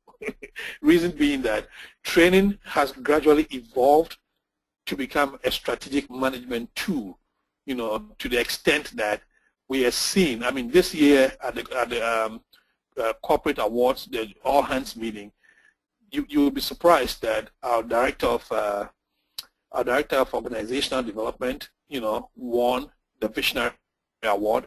My boss, who's the director of PD, won the departmental award, and the entire PD team won the overall departmental performance award company-wide. We have a whole lot of departments that compete for this. Why is that the case? It's the case because we as a PD department have found a way to clearly establish the value that we bring to the organization. And, you know, as an illustration, in 2009, when the staffing industry, you know, I think 2008 going into 2009, when the staffing industry wasn't doing well, you know, there had to be layoffs, right? I think every department, and congratulations to, I would say, Mike Kerrigan, who happens to be our director of OD, our executive director of OD. He went and made a clear case and said, hey, yes, this is a situation that has hit the industry, so we might have to lay people off. But think about it this way, right? We've known, just based on, you know, historical trends, that the industry is going to bounce back. And once the industry bounces back, guess what's going to happen? Everybody's going to, every staffing agency, every staffing organization is going to try to get the largest share of the, you know, reinvigorated pie, the reinvigorated, I would say, industry. So what do? Guess what Aerotech did? Instead of, you know, cutting down the training budget, Aerotech actually almost doubled the training budget. So what we did was, when everybody was laying off, we were hiring more people into training and making sure that our recruiters had the best skills in anticipation of the potential growth. And as soon as that growth, as soon as the industry opened up again, right, Aerotech immediately captured a huge chunk of the market. So it's all about strategic thinking. It's all about forecasting, you know, showing value, showing that if we do A, B is going to happen, and this is how it's going to, you know, result financially. Being able to demonstrate that to, I would say, C-level executives, they'll give the money as long as you show the means and you show how you're going to do it. You know, so I think it really comes down to how you show value as a department, and that traditional mindset of saying training should always go, I think that we have to banish that. Let's see, Leila Rahimi, it says, what was the biggest shift for you going from an ISD to manager of ISDs? First shift, I have it here, it says being responsible for everyone's work and everyone's mistakes. And the person I reported to then, sorry, I see someone just posed a question.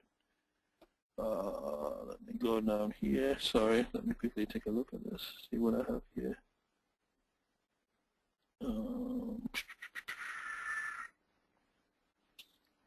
So that's not in this chat. Oh, okay. That's Sharia's question. Yeah, thank you, Sharia. What I did was, you know, I got the questions yesterday. So today I started around 3 o'clock, and I was just quickly going through all the questions. So, you know, some of them I may have wrongly. But thank you very much. Do you have any questions, though, Sharia?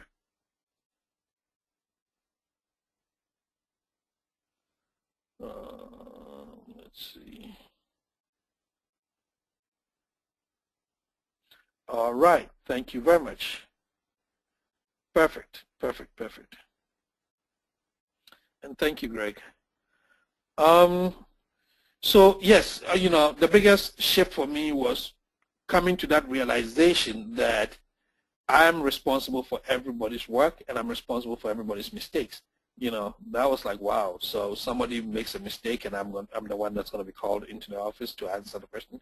And then the other one was poking my nose in everyone's business. Again, those who know me to be a very, very private person, and, you know, having to start the whole process of speaking to everybody about their projects on a bi-weekly basis. I was like, this is too much to take initially, but finally, you know, I found a way to fit into that. And it's a shifting my focus from technical skills to managing relationships and emotional intelligence. Yes, you know, obviously when I was an instructional designer, I enjoyed the whole technical build piece of things. But now I spend my day consulting with departments and managing relationships here and there and being emotionally intelligent, especially when it comes to conflicts and issues related to that. What level of interaction do you think learning and talent organizations should have? I said a harmonious working relationship that is necessary to meet the needs of the organization and the business. at Aerotech, we have our talent management team, we have our HR team, we have all those teams, but we have people within the talent management organization that sit right next to PD. Reason being that as talent managers, we want to fully understand our array of courses that we offer in order to help with their succession planning and things like that. So most definitely, I think that there's a need to have a harmonious working relationship. However, we also need to understand that we have differences in terms of how we strategically align with the organization. What have you found to be the biggest competency gap in ISDs? What I'm seeing is clearly lack of business and operational knowledge and skills. I mean, I've been in several meetings where, the accountants and the lawyers and all those guys start talking, and then, we keep quiet, but I think the more we contribute, from a business point of view, and the more we contribute by showing that we understand how the company makes money, the business side of things, I guess the more we can gain more visibility and be respected and recognized, as a group. Let's see. Perfect. Great. Okay, I got a private note. Okay. Let's see.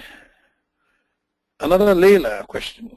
It says, what do you think the business trend in ISD is right now? I would say it's really rapid design. When I started designing, we wanted to be given the freedom to basically go through all the 5 phases analysis that most, at Aerotech right now, sometimes people give you a project that they want done yesterday. So the more you master authoring tools that get you to do the job quickly, and the more you develop, I guess, the insight, that keen insight that tells you how to spot exactly what needs to be done to build the smallest bit of training that will solve the greatest bit of problems, is exactly what I think, where I think the industry is going now. Everybody wants to do the least to get the most. Let's see. Another question here that's coming from Patrick. It says, how does that affect the quality of the work? It doesn't really affect the quality of the work. I mean, think about it this way. Initially we were building, I would say, trainings, I guess, holistically. We're building entire trainings holistically.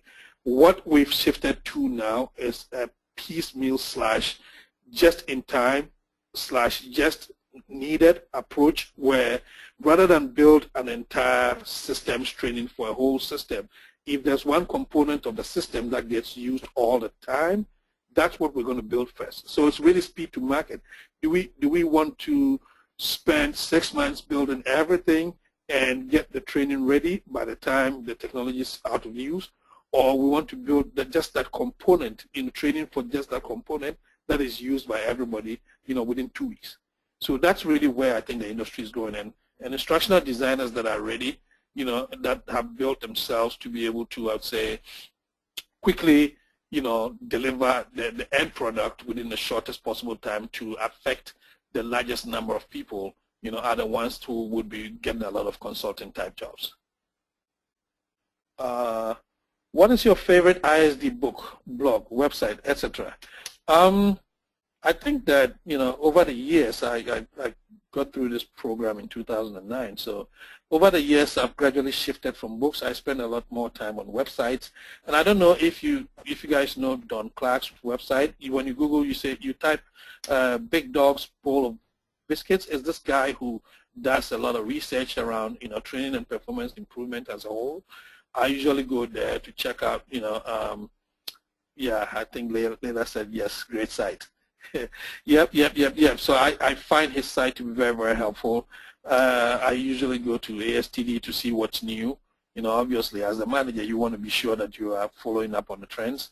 I occasionally check out ISPI and Society for Human Resource Management. So those are the sites that I go to from time to time. In terms of books, I will always recommend Chuck Hodell's ISD from the ground up. I'll be very honest with you.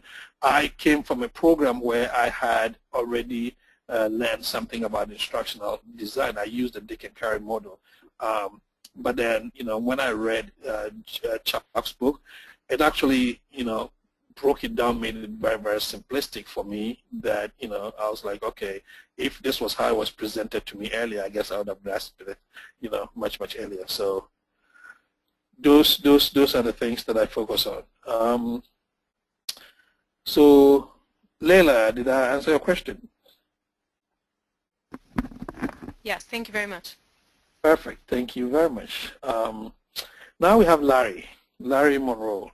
Says, can you tell me how you were able to gain promotion with the organization? You said briefly, from initial ISD position to your current role. Yes, I can tell you. And basically, I had to start by demonstrating technical competence. You can never run away from that. If you can only speak about it and you can't do it, at some point it will catch up with you. I had to prepare myself for the opportunity, even though it never really existed. And if you look the part, you get a part. Again, my position was not even advertised because I was leading the team. I was like, again, I didn't deliberately want to lead the team, but I had been there the longest. We started, there were three of us, Jen Leben, Karen Lessica, and myself, but then Jen had moved into a different role. She was working more as a consultant, and Karen Lessica had moved more into an operations role. So from a purely design point of view, I was the only ISD left, and I made it my responsibility to help all the new ISDs. So when the position came up, they just gave it to me. Then that's what the third one also says. You have to be willing to help out at any opportunity. I mean, if you don't show that you want to help, it's very difficult for any organization. You have to be operating at your next level to get that job.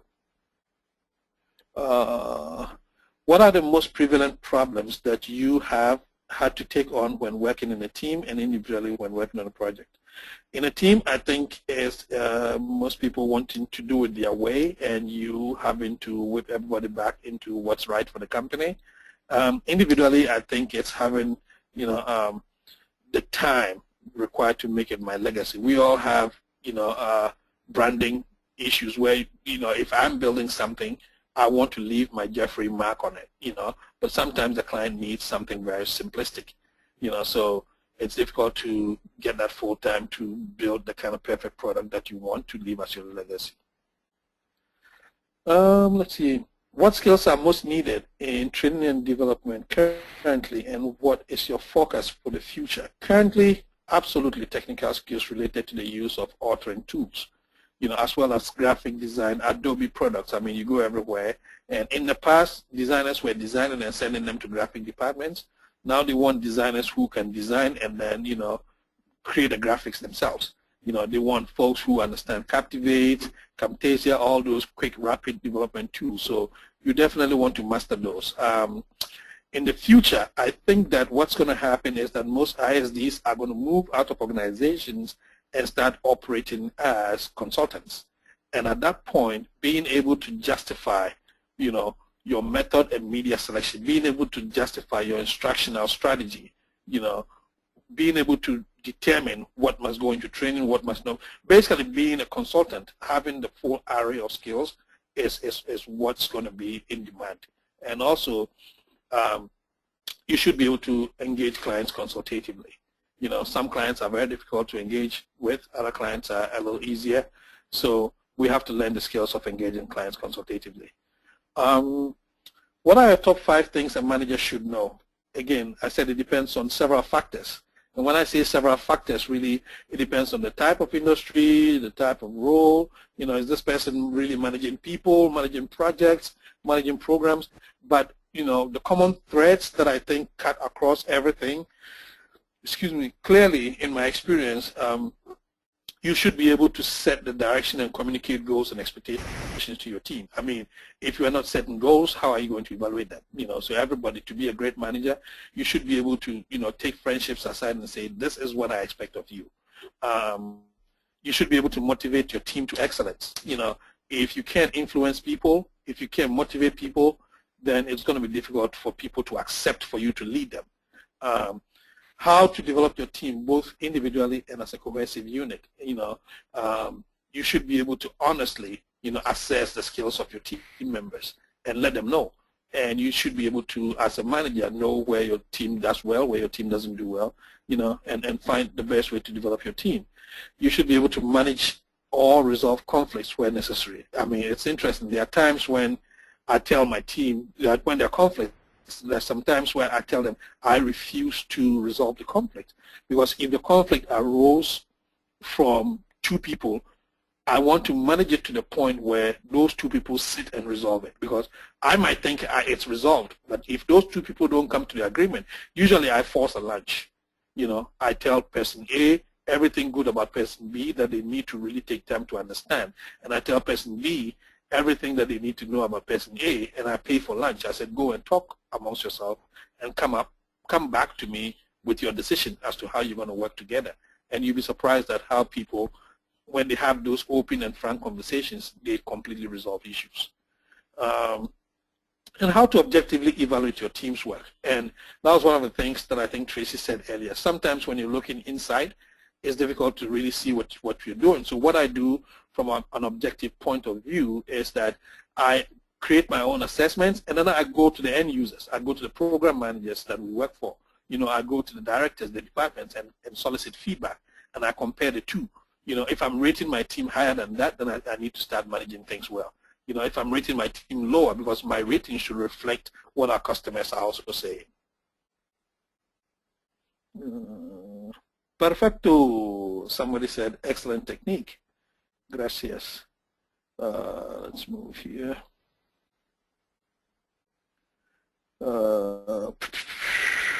So let's go back.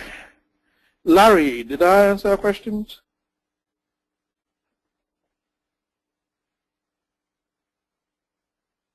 Do I have Larry on? Okay. Yep. Thank you very much. So we go to the next. Great job on answering my questions. Thank you so much. Thank you very much. Next set of questions, and I think this is the last but one, I believe. And is it Ada or Ada? I hope I pronounced it well. Hello? Hi, it's Ada. Hi, it's Ada. Thank you. Thank you, Ada. Okay, so your first question is, you said you have a remote team that is sometimes difficult for them to see the impact of their work on our training project. How do you encourage your team to stay connected? And I said use collaboration tools such as SharePoint, OneNote, video conferencing, etc., if they are geographically dispersed. And reach out personally, and sometimes, through surveys, to the end users of your training projects for feedback. This is one thing I just mentioned, for feedback on post-implementation successes and challenges, and make sure you give that feedback back to your team. That's one of the mistakes I think managers make. If someone shares feedback, one of the things that my team will definitely tell you, if someone shares feedback about something someone on my team did, I owe that person the respect and the dignity to go back and tell them. So when they are getting their feedback brought back, it's really for them. So when they're getting their feedback brought back to them, then they know that they are making an impact.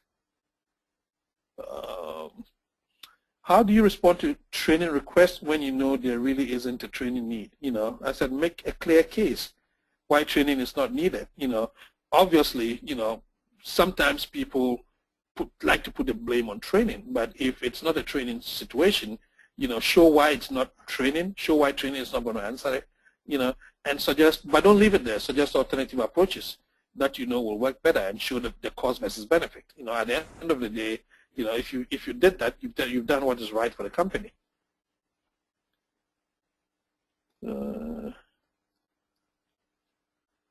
Okay, so let me. Okay, so next one is, one of our biggest challenges is that marketing wants to drive training. How do you manage other departments trying to pull and push your training projects? First and foremost, like I said, it's necessary for you to ask yourself, why is marketing trying to take away the training function from you? Is marketing truly seeing the value that you're bringing? Or either that's the issue, or maybe marketing is realizing that you're building training, but then you're not following their branding guidelines. And I think we had a little bit of an issue with marketing.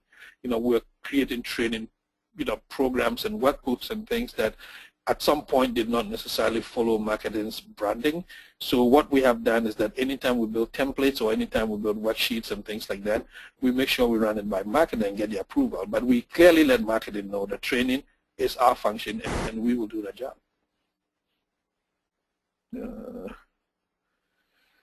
What is your advice to an instructional designer that wears many hats? This advice, I guess, goes to every instructional designer at Aerotech.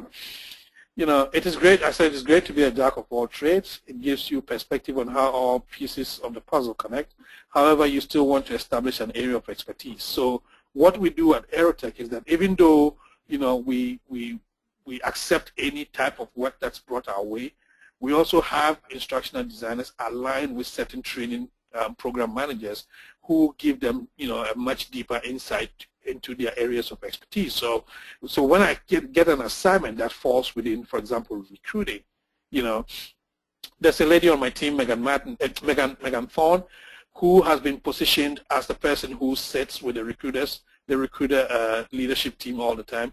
So she knows everything that's going on in the recruiting world, and I go to her and I said, Megan, explain to me what we need here, what we need to do here, because she's the expert on recruiting. We have Courtney, that's the expert on anything divisional, and we have Megan Martin, that's the expert on anything, sales. So even though they can take on any project, we make sure that they are aligned with specific functional areas. If you build it, they will come. What if they don't? How do you manage when a training program is not successful? Well, my first thing is if it's done right, because basically it's more like prescribing medication. If you really understood what the problem was, right, then that medication should at least have an impact. So if they are not coming, there might be an issue that you may not have realized, and most of the time it has something to do with you not truly understanding the culture or the context. The training may have been built right, but it may not have been built for the right context. So you want to pay attention to those small nuances that can easily, make it look like your training went wrong, but in fact, it never really went wrong. So that ends Ada's questions. Ada, any other questions, or did I meet your need? No, thank you very much. You answered all my questions. Thank you very much. So Patrick, your question, first one says, how do you guarantee that your team focus on performance issues holistically and not just from a training perspective? Great question. And I said, if the issue is identified to be a holistic performance issue, what I do is I assemble stakeholders, and form one performance improvement team that tackles the issues holistically to ensure that all components are given attention. And it's a very important piece that we need to touch on, because what happens is that sometimes we know that the issue is an intra or / interdepartmental issue, but then we only want to tackle it from a training point of view because we want to own it, and in the end we don't solve it. So if it's something that we believe we have to bring a couple of departments together to solve, I make sure that I take it to the project management team and make sure that they call all the stakeholders, bring them aboard, and make sure that we are tackling it holistically. Again, Patrick says, for that matter, how do you ensure that new hires can focus on performance issues and not just training? And I said, your onboarding of new hires must focus on holistic issue resolutions to ensure that they are raised. And I use the term raised, figuratively here. They are raised the right way rather than just teaching them the aspects of the job.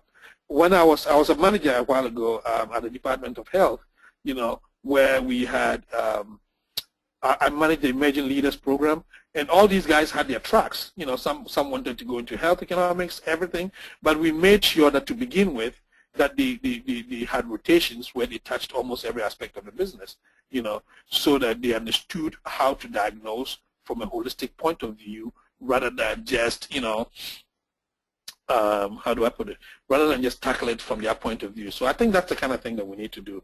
And our onboarding program at Aerotech right now is trying to fix a similar situation where, we're trying to get sales recruiters, new recruiters, to understand even the sales function right from the start. Patrick again, is how does managing a training/performance team differ from managing a team of a different function? And I said I believe that in both cases the core man management techniques will remain the same. I mean, how you manage people is how you manage people. What may be different though would be the nature of the industry, job functions, and standard operating procedures, etc. So if you understand the core, management issues that help you manage people, I think you should be 60% through, and the remaining is just taking time to understand the business and the operations and the specific dynamics of that industry. What are the biggest difficulties in managing people of a training performance department? I think it boils down to the 3 variables that we talked about. If you're managing these people, you want to make sure that you are credible yourself, you're competent, your personal side is clearly taken care of, you understand the business, and also you understand the politics. I think that, if you're managing people and excelling in all these areas, it's very difficult for people not to see you as doing, the right thing. What performance metrics are valuable in gauging the productivity and efficiency of a training/performance? Again, when it comes down to metrics, I try as much as possible not to go into the problem with the solution. You want to really understand what the problem is. You want to really understand what the industry is. Usually, I recommend value chain analysis, where you take it step by step and look at each segment of the solution and ask yourself, what are the core metrics that we have to measure to make sure that we're doing what we're supposed to be doing effectively at one stage before we go to the next stage? What's feeding into what? So I think if you read a little bit around value chain analysis, that should be able to help you to, I would say, determine, based on the specific requirements of the situation that you're dealing with, what the best, I would say, variables are that you want to measure. What are effective ways of organizing the hierarchy of a training performance department? How does that hierarchy construction change based upon the size or structure of the organization? Another great question. Again, like I described with Aerotech's situation, depending on the strategic role of training and performance, you want to align that department with the function that is going to make sure that it delivers the strategic value that it was set out to deliver in the first place. I think last person I remember is Denithia, so we're getting ready to get there. Now, Patrick, did I cover your questions appropriately for you?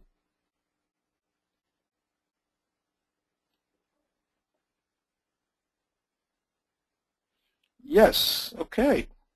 Looks like I'm covering some of these questions very well then. So next person we have, I think, Denithia is the last person. It says, what are some of your previous challenges? What are some of your previous challenges you faced while managing the training and development function? I guess the first challenge that I faced, and this question actually reminded me of my own evolution as a manager. The first challenge that I faced was how to manage former peers. Trust me, that's a challenge everybody's going to face. You do lunches with these ladies, you do lunches with these guys, and all of a sudden you have to tell them to come to work at 7. How do you do that? So, for me, I didn't rush it. I made sure that I let them know that, hey, I still love you as a friend. We're great friends and everything, but now we both have jobs to do. Your job is really to design. My job is to manage. So do you mind coming in early to help me make sure my job is done right, just the way I would design right to make sure your job is done? So it's that kind of meeting each other halfway to start with, and then gradually changing the conversation to a manager-subordinate relationship. But if you try to go in the one ordering people around, you will have some challenges. Then the next stage, I said then it came, so that's the thing I have to correct there. Then it came to how to excel at the 3 variables, So once I was able to shift the conversation from just a friendship and a partnership to a manager-subordinate relationship, I had to start modeling the way. I had to start doing the right things. I had to start being the type of person that they really wanted to lead them, and it was just starting to focus on the 3 things that I talked about, the 3 dimensions. Then finally came down to defining my management style and branding myself. So at this point, I don't have to tell them. I mean, like, for example, I've set the operating rhythm within my team. So if you want to take time off, don't even tell me. That's how we operate. But make sure that you send an email to the entire team, send an email to HR department, CC me, and let me document that you have truly taken time off. So there are certain things that I don't even ask anymore. If there's a conflict, at the standard. I mean, my team knows the standard by which I'm going to judge and resolve the conflict. Is it something that's right from the company's point of view? Are we doing the right thing that the company wants us to do versus individuals, trying to satisfy themselves?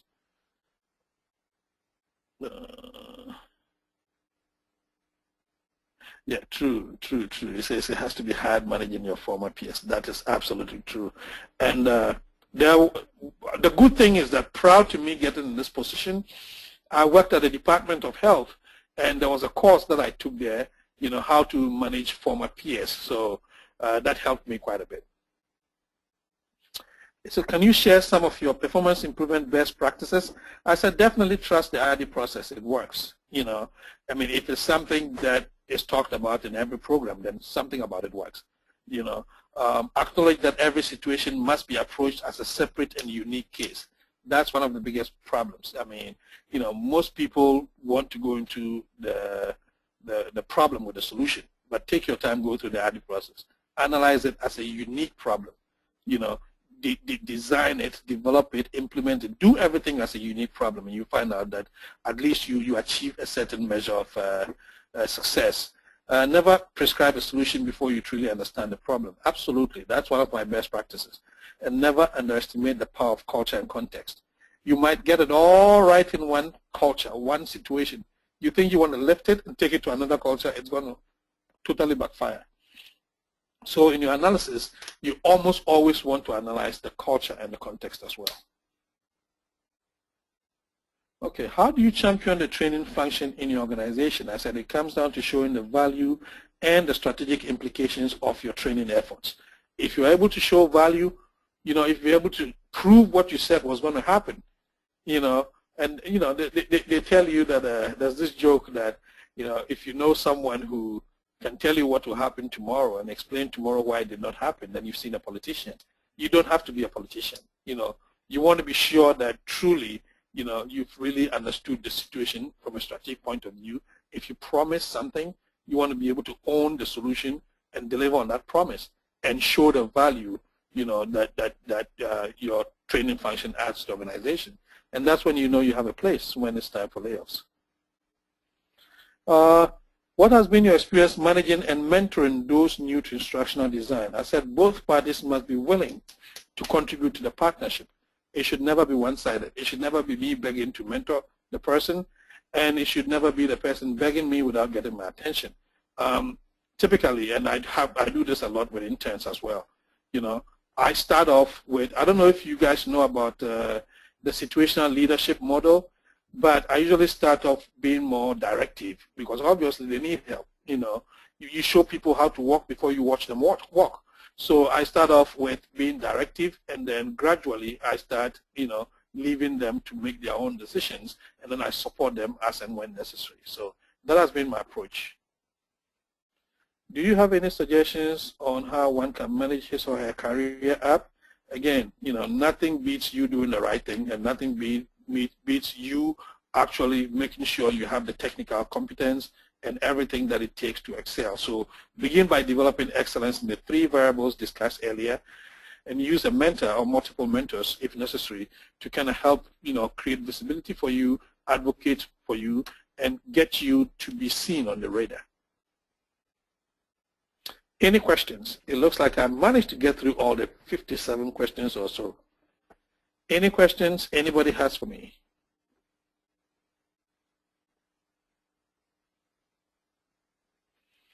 Okay, I got a great thank you. Thank you very much. Oh, wow, no questions. This was really great. No, thank you. Very interesting. Thank you. Wow. No, you have answered everything. Wow. Thank you so much. Thanks. I enjoyed it. I enjoyed it too. Let's see. Well, hey, thank you guys very much. And, if you guys have any questions, again, I put if you want me to email you the slides, I can email them to you. I can email them to Greg, anything you want me to do. I'm a product of this program, and, thank you, Greg, for setting us up to succeed. My pleasure, Jeffrey. Absolutely. I hope that I can be helpful in any way, shape, or form to help, future students. So. No, thank you very much on behalf of myself and the class. Thank you very much. I mean, you were very detailed and thorough, and I think the questions work well because then you really know what people are interested in, and you obviously made time to research those ahead of time and put some thoughts down. So thank you very much. We're very appreciative, and I think somebody just said it too. You gave us a lot more than we were expecting. So thanks so much. Thank you so much. If you send me the slides, I can make them available to the students if you want to do that. That would be fine. Great. I will send that to you as soon as I correct one or two mistakes that I realized during the presentation. All right. Well, thanks again. Thank you very much, Greg. I say good night to you, and then to the class. Does anybody have any questions before we close up shop for this evening?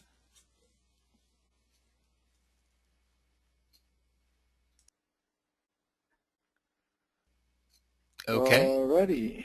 All right. Thank you very much. Thank you all. Good night, everyone. Good night. Let's do this.